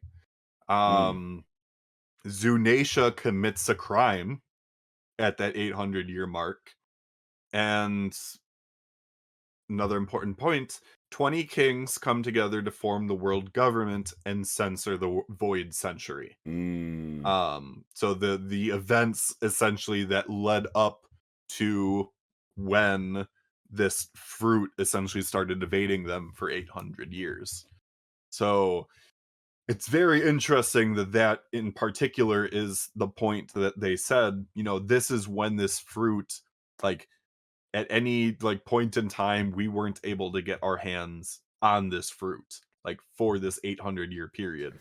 So it's really interesting that this came at the end of the Void Century in particular. Yeah. And, whatever happened in regards to, Joy Boy, Zunaisha, all this stuff 800 years ago. And then, at least tying back to other things, whether or not that tied into the reason why Joy Boy / Nika never was able to raise Noah, the giant ship, from Fishman Island along with Poseidon. It's crazy to think about the fruit having a will of its own and going out of its way to evade the world government all of this time, because now it's making me think, like, did it specifically seek out Luffy? Like, did it put itself in a position to be taken by Who's Who and go on a certain ship, and then it wasn't taken by Who's Who, though. It was taken away from Who's Who while guarding it. Well, no, that's where I'm going though with what I'm saying is that, like, I don't know how far back in the timeline I'm willing to go for this example, but Who's Who gets the fruit, then the fruit is taken by Lucky Roo, then the fruit is brought to a bar with Lucky Roo and Shanks, and then taken by Luffy and eaten. Like, did the fruit put itself in all of those places? I don't know that it's in actual, some kind of way. Crazy. I don't know that it's sentience. Yeah. So much as serendipity, right? Sure. It's literally just like boop, boop, boop, like some fucking Looney Tunes, like Tom and Jerry, like Three Stooges bullshit. Like, it's just literal, like, serendipity, wonky bullshit happens every time. They're like, no matter what the fuck we do, we can never hold this fucking fruit down, bro. Yeah, I'm thinking of it like more along the lines of like Final Destination, how like the fucking marble falls off the mantle and then rolls and like hits the broom, and then the broom falls over and then like knocks the fucking handle of the door, and the door opens, and all of these things just organically happen in a certain like preset path because of the will of this fruit wanting to evade certain people. All kinds of wonky shit like that. They get it. They finally get it with Who's Who. Boom, immediately gets raided by Shanks, and then fucking boom, gets taken to East Blue, like you said. Gets eaten by some random ass kid who is fucking Joy Boy. Right. And obviously that happens. But in the past, it could have just been like somebody had it. Oh, boop, something happened. Rolled into a bush, sat there for fucking 30 years. Somebody found it. Just stupid shit like that. Well, I feel like a lot serendipity. Yeah. A lot depends on how the devil fruits were first created, though. Like, if there is an origin for them and how they came to be. Like, back in NES Lobby, I forget the name of the guy, but the guy that had the wolf fruit talked about how he did not want to eat a second devil fruit just because the devils inside would fight each other. So, like, how were these devil fruits created? Was it an actual will of a person or thing that was put into this fruit? Especially when you consider the fact that, especially along the lines of these Zoans, or even in the case of like the mythical Hito no Hito fruits, which, for the record, this is the third mythical Hito no Mi in the series. We have a lot of people are like the third. We have Marco's, Kaido's, and Luffy's. No. The third mythical Hito. So specifically Goku. the human fruit. Yeah, so Sengoku with the Buddha fruit. Yep. The other one that apparently is a thing, and I only know this because of the wiki, was the fox monk from Wano. Apparently, that is a Onimaru? mythical. Yeah, Yeah. that apparently is a mythical Hito Hito no Mi fruit. The that he kitsune ate. that disguised itself as Gyukimaru to steal all the swords. Yes. Oh, that wow. apparently is a mythical Hito Hito no Mi, at least according to the wiki. Damn. So however much stock you want to put into that, like, it begs the question, considering these are specific humans and these are like considered mythical, like obviously Buddha is considered like a god, Nika is considered a god, like what was put into these devil fruits that made them what they were, made Yeah. them be Godly. these like new versions of these people for generation after generation. Maybe it's a situation where like these people, like wildly influential or special or important people, die, and then like their body goes back into the earth and then goes into, you know, the fucking plants, and then like sprouts these devil fruits based on their like will. You know what I mean? Like the will of like these special individuals that died, and then, you know, sprouted these devil fruits from them decomposing in the ground and shit. That could be a potential origin point for devil fruits, just because their will was that intense and that, you know, whatever, that it created a supernatural phenomenon in the form of the sprouting of a devil fruit. And then that devil fruit's ability is like some kind of metaphysical analogy for how intense their will was in a certain area.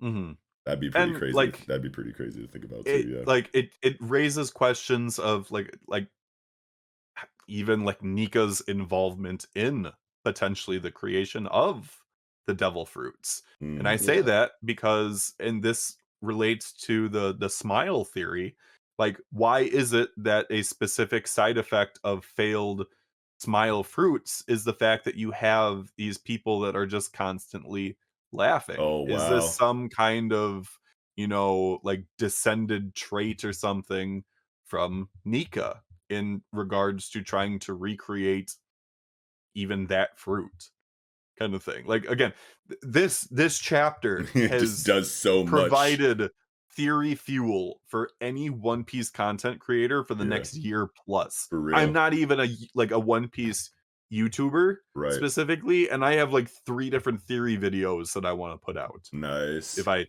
actually overcome my burnout to actually create videos, but that's a whole other topic altogether. Yeah. One Piece But, is like, good for that though. Like it's got like such a crazy lore and history and world, kind of like what I was saying earlier about just how big it is and how well we understand it, that like any kind of new information about the lore of the world is just going to slap, because it can be tied back and connected to so many other plot points. And this chapter by itself opened thousands of doors, honestly, for what can be possible.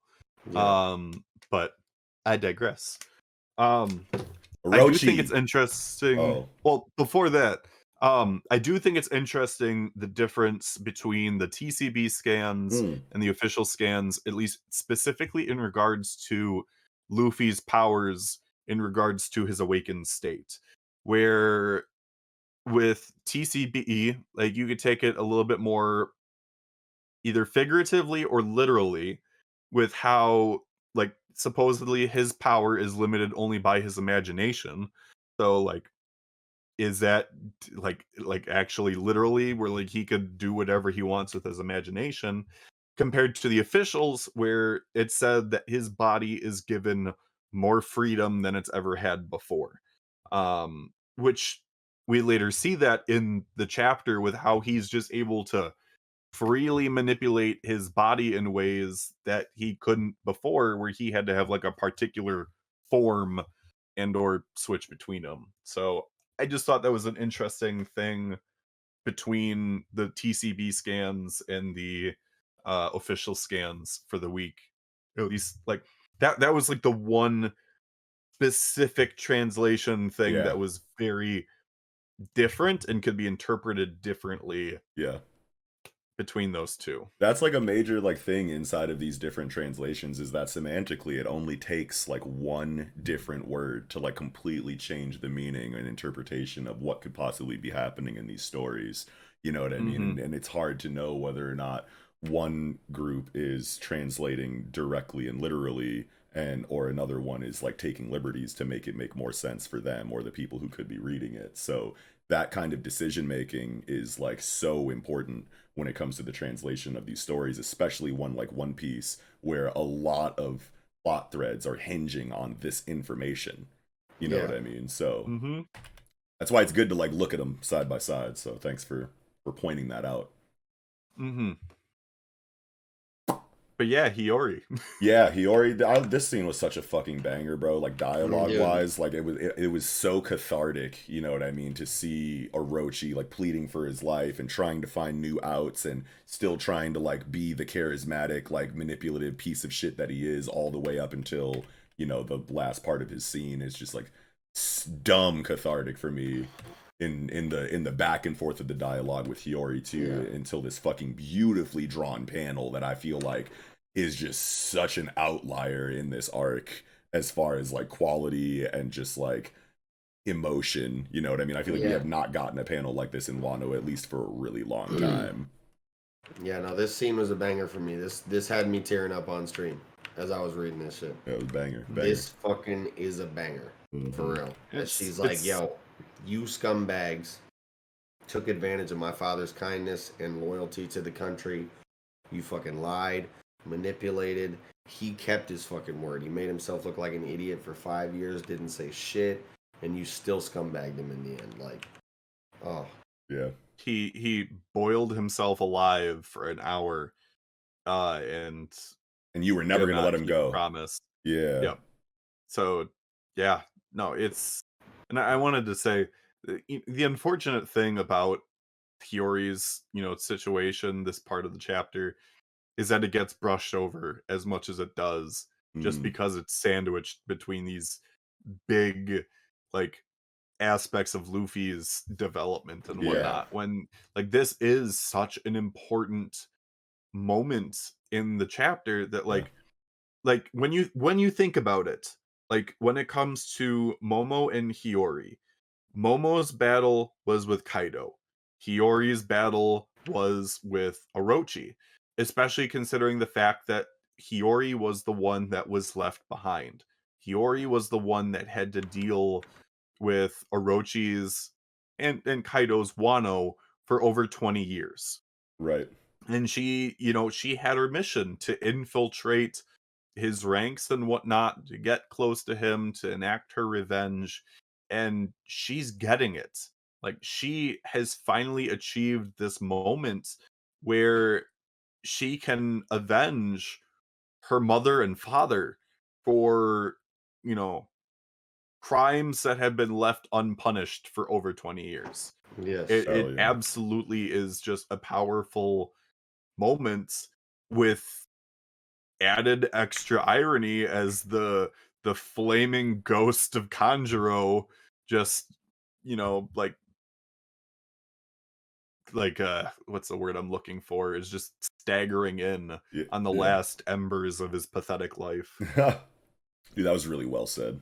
You killed it with that. You were in the bag there. I like that a lot. Yeah, that was beautifully said.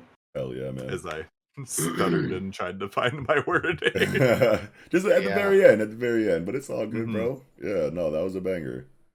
And fucking Kanjuro just like being back at all is just like, God fucking damn it, get away from us. Just die. Die, go away, stop it, stop moving, stop doing anything. Yeah.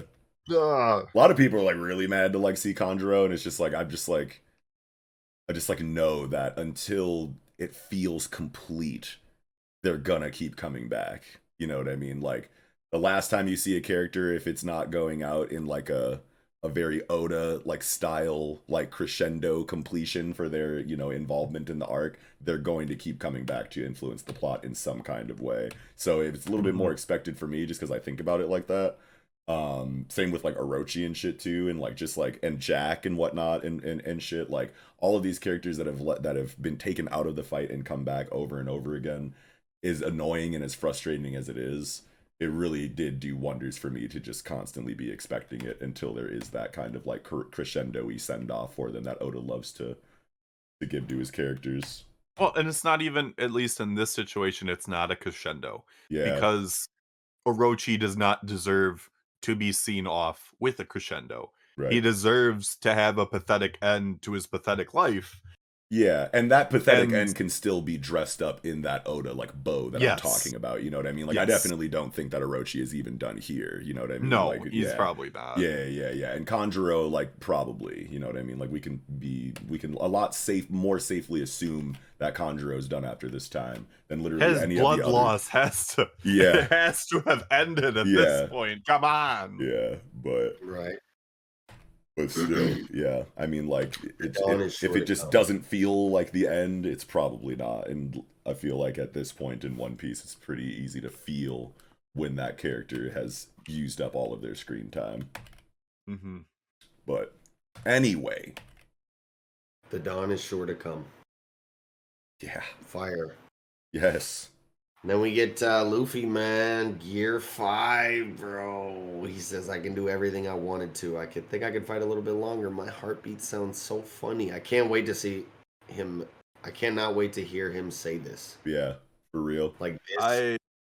I love that we did not get Edgelord Luffy for Gear 5. I'm just saying it right now. Oh, man. Like, is that what some people were talking about? Oh, my God. The amount of people that wanted Edgelord Gear 5 Luffy is ridiculous. What do they even mean by that? So they saw how... They saw how, like, with Gear 4, Luffy, obviously, he has this, like, angrier expression and whatnot. Oh, so sure. They're just thinking Snake Man is even more like, you know, stoic and pissed. Yeah. Yeah. So like he's got to be like super serious for Gear 5. So the fact that like it completely, you know, goes in the opposite direction of that, and he's just become goofy and free and honestly the essence of who he's always been. Yeah. Like the kid that he's been since like he was little, and having his adventures with like Ace and Sabo while, you know, learning to use his abilities. Like the fact that his final form respects that is fire. Yes. And literally seemingly on fire, at least his hair is. Yeah. Like you're saying, it just ties so well into his base personality and who he is as a person, like from the get. Yeah. And that's why it definitely all feels so just perfectly tied together. Like this really is inherited will. This really is like destiny, an 800-year culmination of events and wills. The physical embodiment of freedom. Because that has always been a core part of Luffy's personality. Of like, I don't want to be a hero. I don't want these titles other than Pirate King. I want to be free. Yeah, I want to have fun. I want to like travel the world with my friends. I want to eat meat all the freaking time. Yeah. Like, and now he has physically embodied it. And I understand, you know, body and soul. I understand totally the personification of it. Exactly. And like I totally get the route that like certain authors take in the progression of their characters. You know, it's particularly in like shonen storytelling, I feel like you can notice it the most because there are just so many forms and transformations. That's like a staple inside of at least battle series, right? So like you have you have the kid that started the series off, and you want to show that progression, and you want to like, you know, represent that progression, you know, in the form of like whatever their final form is, because like you look at that final form and it's such a stark difference between who the series started off as, that you're like, yes, this is my visual, you know, communication of how far this character has come by either accidentally or consciously essentially turning them into a completely different character than they were in the beginning for the sake of whatever they're trying to achieve in the scene or in that decision. But Oda goes, you can still see the difference, but still see the same kid that you met in chapter 1 at the same time, you know, and that just goes to show how thorough the planning for the progression of the main character was throughout this 30-year epic, you know, and you just have to take your hat off to planning like that. You know what I mean? Yeah. It's so easy to want to say, and I, you know, to get caught up in the moment as a creator, and you want to like do the next flashy thing, the next big thing that's going to have the streets talking. So you think that like stark contrasts are like a good vehicle for that, but it can, you know, have, you know, other outcomes that you weren't expecting at the same time, like, but you just don't have to worry about that for this situation because this is Luffy and this is always who Luffy was supposed to be, even though you can tell that he's progressed a great deal from the beginning to now. Everything just feels so organic and perfect when it comes to Luffy. Even if you have complaints in other areas, Luffy is always on point. Yeah, well said. Thanks. So yeah, I laughed my ass off at this panel of Kaido. Shook. Like, everybody's like, we got the Congress hockey, like, coming down from the roof. Yeah. Everybody's like, hey, yo, what the fuck? Kaido's literally like, what is up there? What the hell? Roof? Bro! And, like, he's actually got this little bead of sweat under his eye. And, like, you can see in his eye, he's like, bruh. Like, no way. What the fuck is up there no fucking on the way. roof? Yeah. And then Luffy just reaches in and grabs him like a fucking bottle of fucking lotion. Like toothpaste too, bro. Like a toothpaste Why tube. is that the analogy that you made? I think I heard. You said like a bottle of lotion. Yeah. I think I heard my homeboy. I think I heard somebody else like say that. I think it was Kichi actually. Now that I think about it, Kichi said that, and it just like stuck in my shit. But yeah, bottle of ketchup, toothpaste tube, whatever. I'm thinking more like he is grabbing the toy from like the bottom of like the toy chest and like bringing him up to play. Yeah, for sure. It's just the way that like the body like, you know, kind of gets squeezed out from the grab that just like feels like a toothpaste tube or like a bottle of lotion, I guess. Yeah. And his cartoon powers are so great that they have influenced Kaido, and you see like the eye effect going, and like Yeah.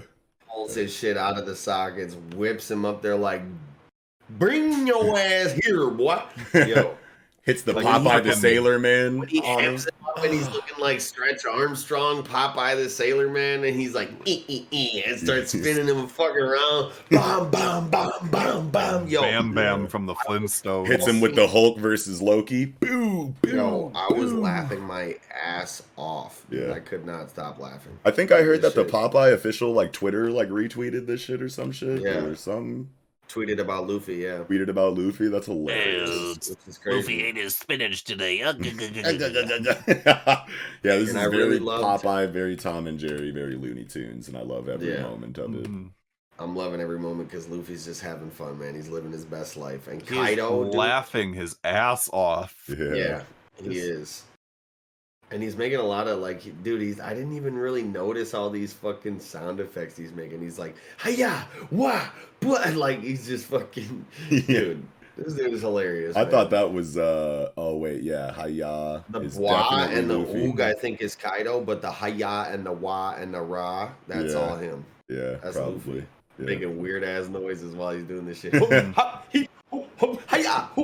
This is gonna be so funny and cool and hype in the anime, bro. Jesus. And I Next love year. that. Yeah. Next love year, that. anyway. You're right. It's Yeah. gonna be it's a year out, just it. based on the progress. That We they're got a making. lot of cold-blooded shit to see in the meantime, though, so it's fine.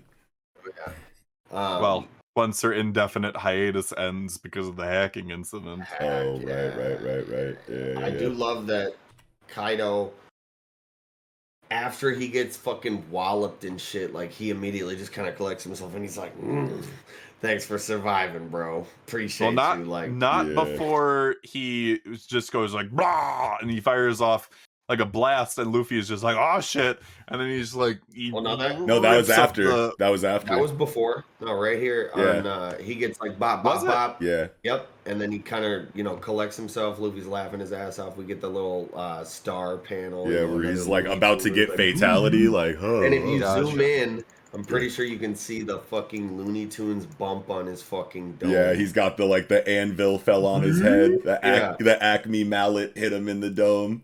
Yep, and then he just smiles big as fuck, and he's like, "Mugiwara." Thank you for surviving. Yeah, and then he He shoots the survived. blast breath. Oh, he good. Just doesn't even I'm a miss it. fire in my laser. Yeah. I'm a charge of my laser. But yeah, he's Yo, I like, forgot yes. all about Shoot the Whoop, bro. He's like, I'm glad you survived and we can finish this honorable fight, bro. Yeah, that was lit. And it's tight that Luffy goes in and like starts like doing like pulls up the fucking ground and like bounces the Boro breath back or whatever, because people did speculate, you know, what Luffy's awakening would actually look like. You know what I mean? And I know that Oda be like seeing what people say and like sometimes changing his shit or whatever. I think I heard that. Like if people are a little bit too close, you know, to the prize, he'll like switch it up in some kind of like way to like make it to where you didn't completely predict a major plot point. I don't know if that's true or not. I just heard that through the grapevine, so take that with a grain of salt. But I think certain shit he's kind of bound to in a way with like at least rules in the power system. You know, you can't stray too far. You know, he has to kind of stick within the bounds of like the awakening of, well, Paramecia. It's a Zoan. Yeah. So yeah, this is definitely weird, but it's a mythical ability. So he's got a god fruit. Yeah. So, yeah, I was just saying, like, people had been speculating that he would be able to, like, make a rubber world or, like, turn the world around him into rubber. Yeah, like, people have been saying that for a while, and that is what we get, but that's not all we get. It's so much deeper than that, and I appreciate that inside of the payoff for this, is that, like, yeah, you kind of you were right a little bit, but it's a lot more than that, you know? And it goes back to, you know, the translation discrepancy between TCB and the officials of, you know, what are the limitations of his abilities? Like, is it actually, you know, whatever he imagines can happen to both his body and the surrounding world, or is it just that he can turn things to rubber or whatnot? Because the fact of the matter is, he was able to change the roof in a way that made it so that the blast bounced off. Yeah. Not that it crashed into the wall like a shield, but that it bounced off and back at Kaido. Like, and that is a very big difference. Yeah. Between like an actual like shield wall and bouncing it back. Right. So yeah. It's gonna be tight if like if it really does extend to like even like intangible things like Uro Takako sky manipulation, but like the Luffy version, and all of a sudden it's just like he's bouncing Kaido around the fucking sky like on some pinball shit, like Gentle Criminal from like My Hero Academia type shit. That would be fucking crazy if he could turn the sky rubber in certain patches or some shit. That'd be not. I feel like that would be a lot clearer of an indicator to the you know, discrepancy between the unofficial translation on TCB and the official over here on Viz, because it's like that supports his ability is whatever he fucking imagines, like for real. Like that's like reality manipulation on a small scale, you know what I mean, like type shit, versus, you know, has more freedom than he ever has before. Definitely doesn't invite the same idea of, you know, omnipotence or, you know, reality warping. But yeah, I don't know, the situation is fucking crazy. Next chapter is about to be wow, and we're not on break. Oda said no break next week. Love this final panel too of Luffy rolling, laughing his ass off. Kaido again. Sorry about that idiot earlier. Didn't want to win that way. Luffy, hype ass dialogue. Further driving home like the lesson he learned from Shanks. Yeah. You know, no fair fight in a pirate world. Yeah. Don't sweat it, man. Let's finish this shit up. Yeah. Kaido thanking and apologizing to Luffy in the same chapter is like so huge. I want to say, like, that's just, you can like, tell he's so really huge. Acknowledged him as a peer at this point. Yeah, that's like big for Kaido's character.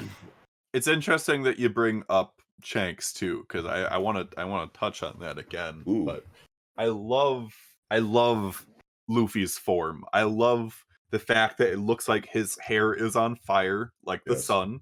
Yes. I love that his eyebrows, somebody was just like, oh, they're like Sanji eyebrows, and I'm just like, they look like clouds to me, honestly, in terms of their look. Love it. And then his eyes are very interesting because of how they look. And it's not just the angry eye. Yeah. Right. I was in another discussion with somebody, and they made the connection to Emu. From Bourgeois. Like, like, Mihawk too, yeah. is there a connection with these eyes? Like, and that's the thing, is that like until there's actually color added to it, we don't know any, confirmation of anything. There are a lot of people with circles in their eyes and whatnot, so who knows? Right. But it would be interesting, just, again, since the celestial dragons are supposedly descendants of gods, what if they are, descendants of people of either Nika or adjacent to Nika? What if Emu was related in some way to Nika, Oh, damn. and is trying to seek out and destroy the current user of Nika, and that's why Emu gave the order to take down Luffy, which again, we also know that the Gorosei back during the summit, they had an audience with Shanks, which once again begs the question, since we still don't know who was the pirate he was talking to them about. Right. And was it at this point now, was it actually Luffy? Hmm. Was it Luffy because of the fruit? Because one of the the plot holes that people will talk about, and one that I talk about, is that like if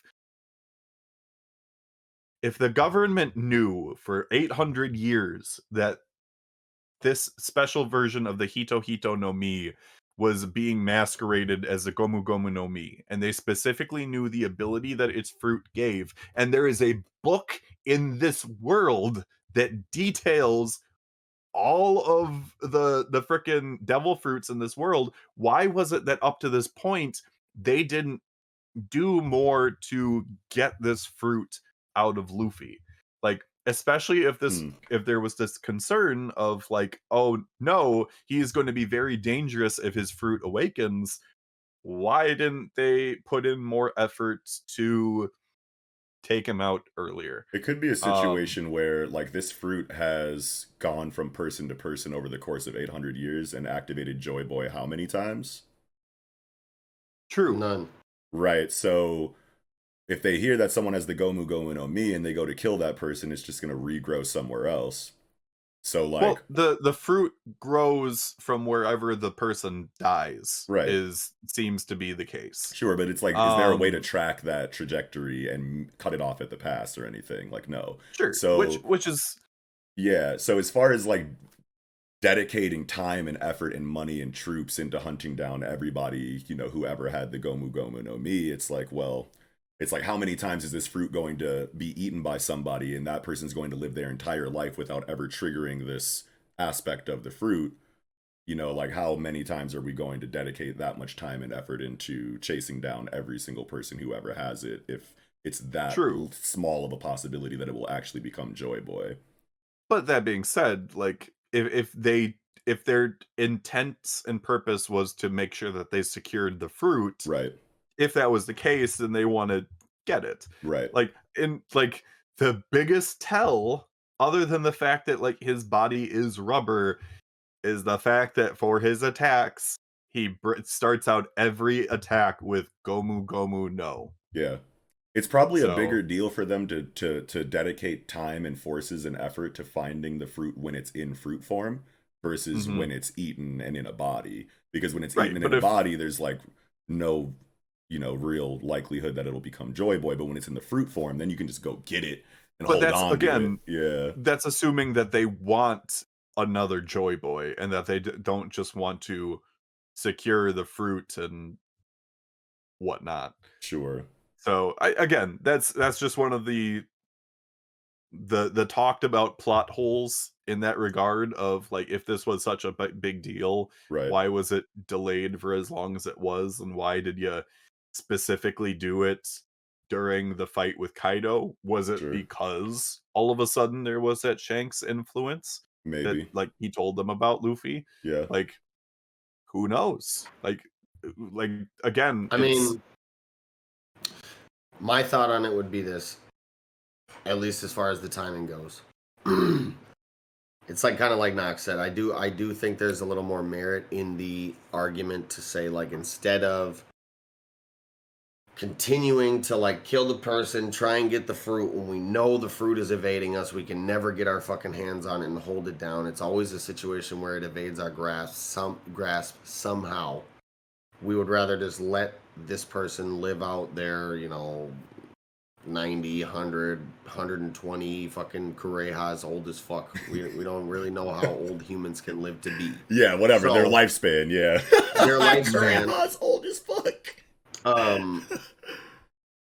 Let them live out their lifespan knowing that they're most likely not going to awaken the fruit based on the lifestyle that they're most likely living, which is not pirate shit. A lot of, I'm sure regular ass people happen upon devil fruits and eat them all the time. Mm-hmm.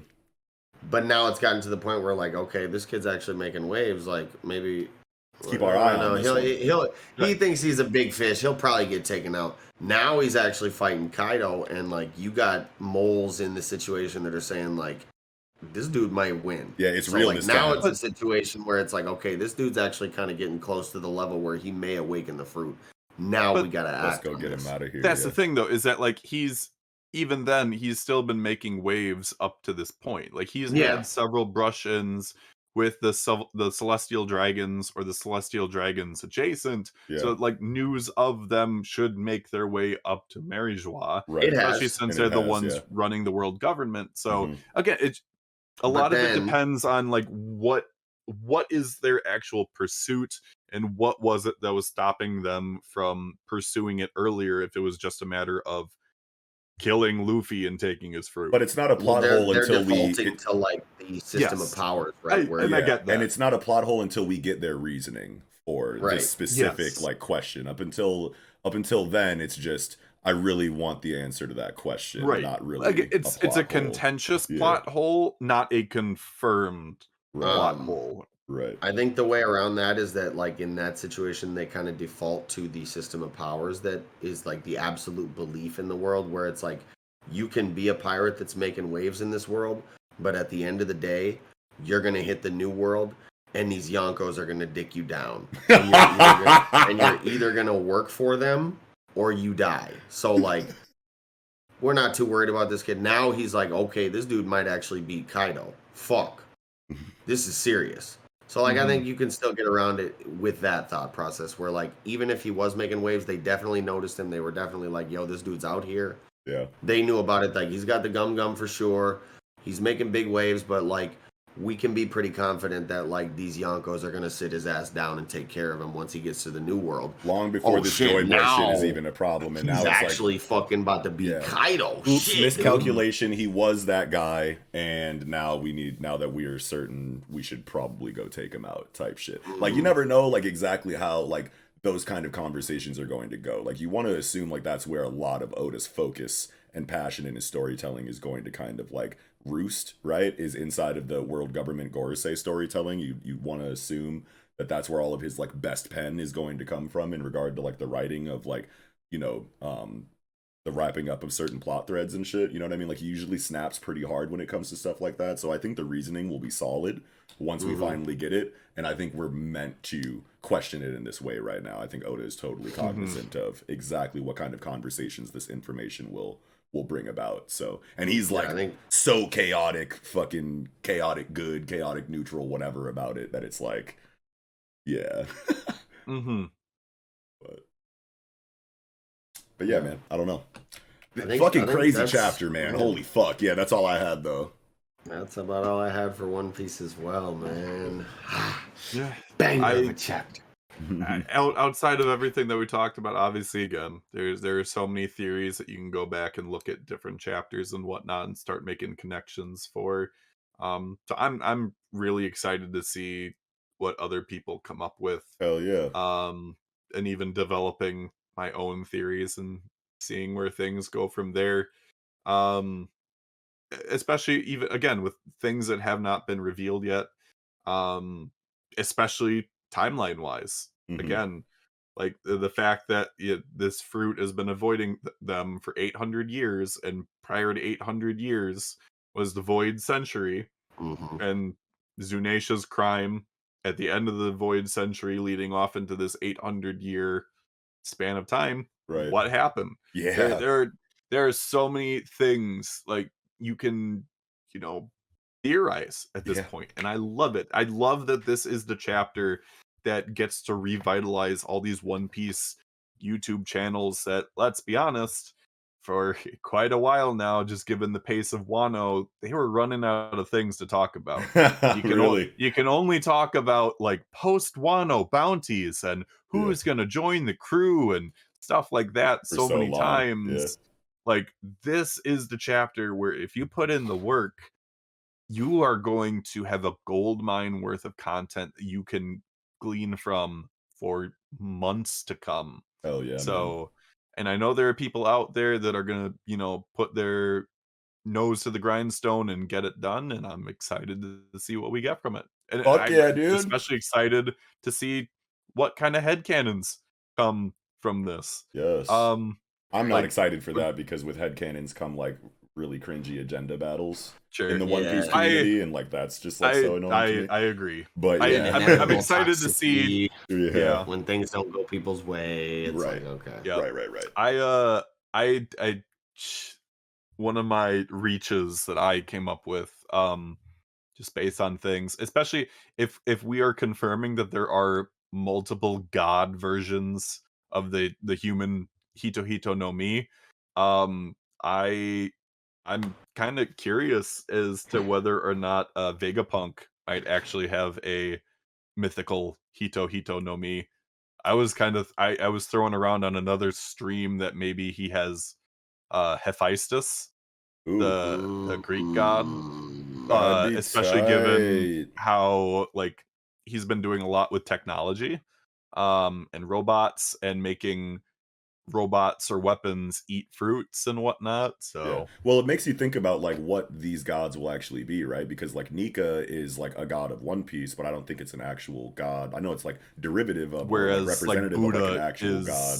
An actual god. Right, yeah. So I mean, I wonder what like the One Piece equivalent of that is going to be, because Oda likes to use his own pseudoscience and his own, like lore that is, derivative of like real world lore. So we'll get like the Oda version of these words and whatnot. And I wonder, it makes me want to go back through the series and like see all of the instances of the word god being used and who they were talking about, and see if there's other. I'm pretty sure they called Ryuma a sword god. You know what I mean? So there was. With Skypiea, there were mentions of different gods based on different elements, so that's also a possibility as well. Shit like that. It also, the fact that Luffy has a god fruit, it makes the whole fight with Enel back in Skypiea that much more different. Where he was fighting off against a man that wanted to be a god, whereas Luffy was an actual god. Yeah, that's hilarious to think about. Good shit. Okay, hold on, wait. Yeah, what you got? I saw a light bulb go off. Bruh. Okay, so we talked about recently, I think on the Ranger Reject segment, like Amaterasu and Tsukuyomi. Yeah. The like story behind them and the lore based, like, okay, so Amaterasu is the sun god, obviously Tsukuyomi's the moon god. Their brother and sister. Holy fuck, I'm trying to find a way to put this into words. Okay. They like ended up having a feud because Tsukuyomi killed the Earth Mother or whatever, like the food god, right? Who would regurgitate food so that people could eat it. Yeah, something like that. And when he killed her, it became physical form, cows and shit on the earth. Yeah. Holy fuck. Okay. So...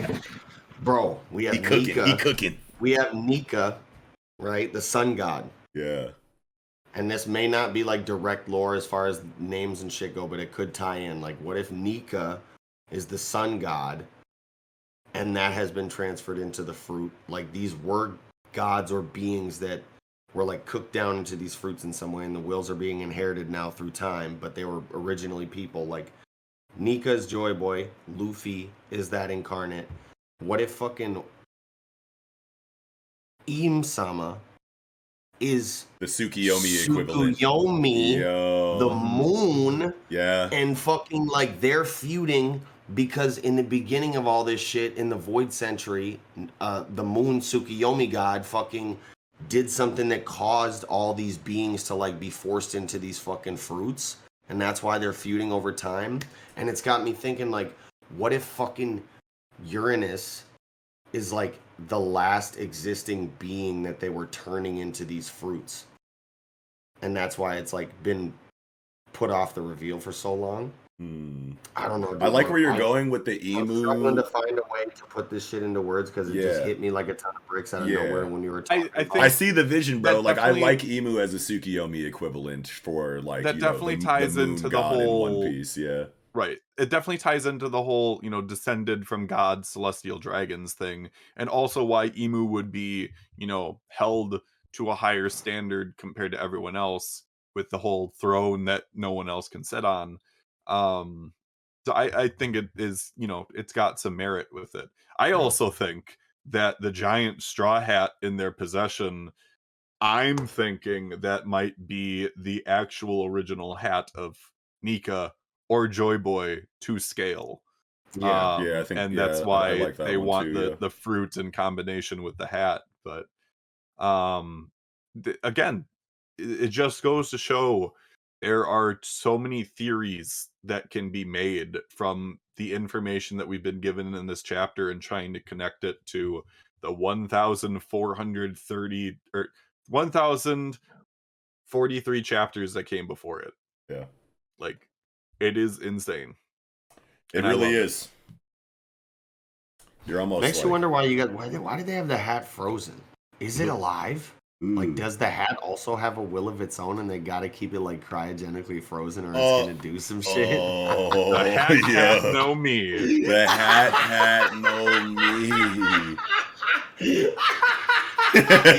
Oh, it's getting stupid now. We gotta wrap it up. Yeah. Take us into the outro. How did we get here? All right, that will do it for this episode of the Project Manga Podcast. Before we get into kind of the outro, Axel, why don't you take a minute to tell everybody kind of what it is you do, where they can find you, and all that happy stuff. Yes, so if you are not familiar with me already, I guess surprise. I've been here enough already. Jeez. You can find me on YouTube at Axel Ablaze Productions. You can also find me on Twitter at AxelAblaze_PAC. I talk a lot about manga, especially ongoing content and whatnot, as well as new series. I like to discuss magazine information, as was evident in our conversation with Ayashimon. So if you like information like that, if you like talking about new manga, new anime, as well as old manga and whatnot too, feel free to check me out. I've got new content on the way eventually. Working through it. Believe me, I'm not quitting anytime soon. It's hard. Editing is hard. Right. Script writing is hard. Oh yeah. But I digress. I want to thank you guys though for having me on as always. It's always fun to talk about stuff, and if there was one chapter of One Piece that I wanted to discuss, it was this one. So I'm glad I got to be here for it. The stars We're aligned. glad to have you, man. Dude, it's always fun having you on the show. Conversation is boundless. Yeah, and your industry insight is fire for our show too. Yes, for sure. Mm-hmm. And of course, all that, you know, all relevant links and stuff to Axel's any, you know, pages and all that will be included in the description box down below. So, with that said, thank you all so much for watching. If you did, be sure to slap a like on this video if you enjoyed it, as well as subscribing to the channel for more fire-ass weekly content. Make sure you hit that comment section down below. Let us know what you thought of this weekend jump. Chop it up with us down there if you thought we missed any talking points or anything like that. We will be in that motherfucker. Also, while you're down there, take a look in the description box where you can find links to any and all of our individual social media accounts, such as Twitter, online communities like Discord, audio listening platforms to consume the podcast on, as well as ways to support the show, such as our online store or our Patreon. And yeah, with all that said, this will be another stupendous episode of the Project Manga Podcast wrapping up. I'm your host, Eagle. Knox. And I'm Axel. Sarabada.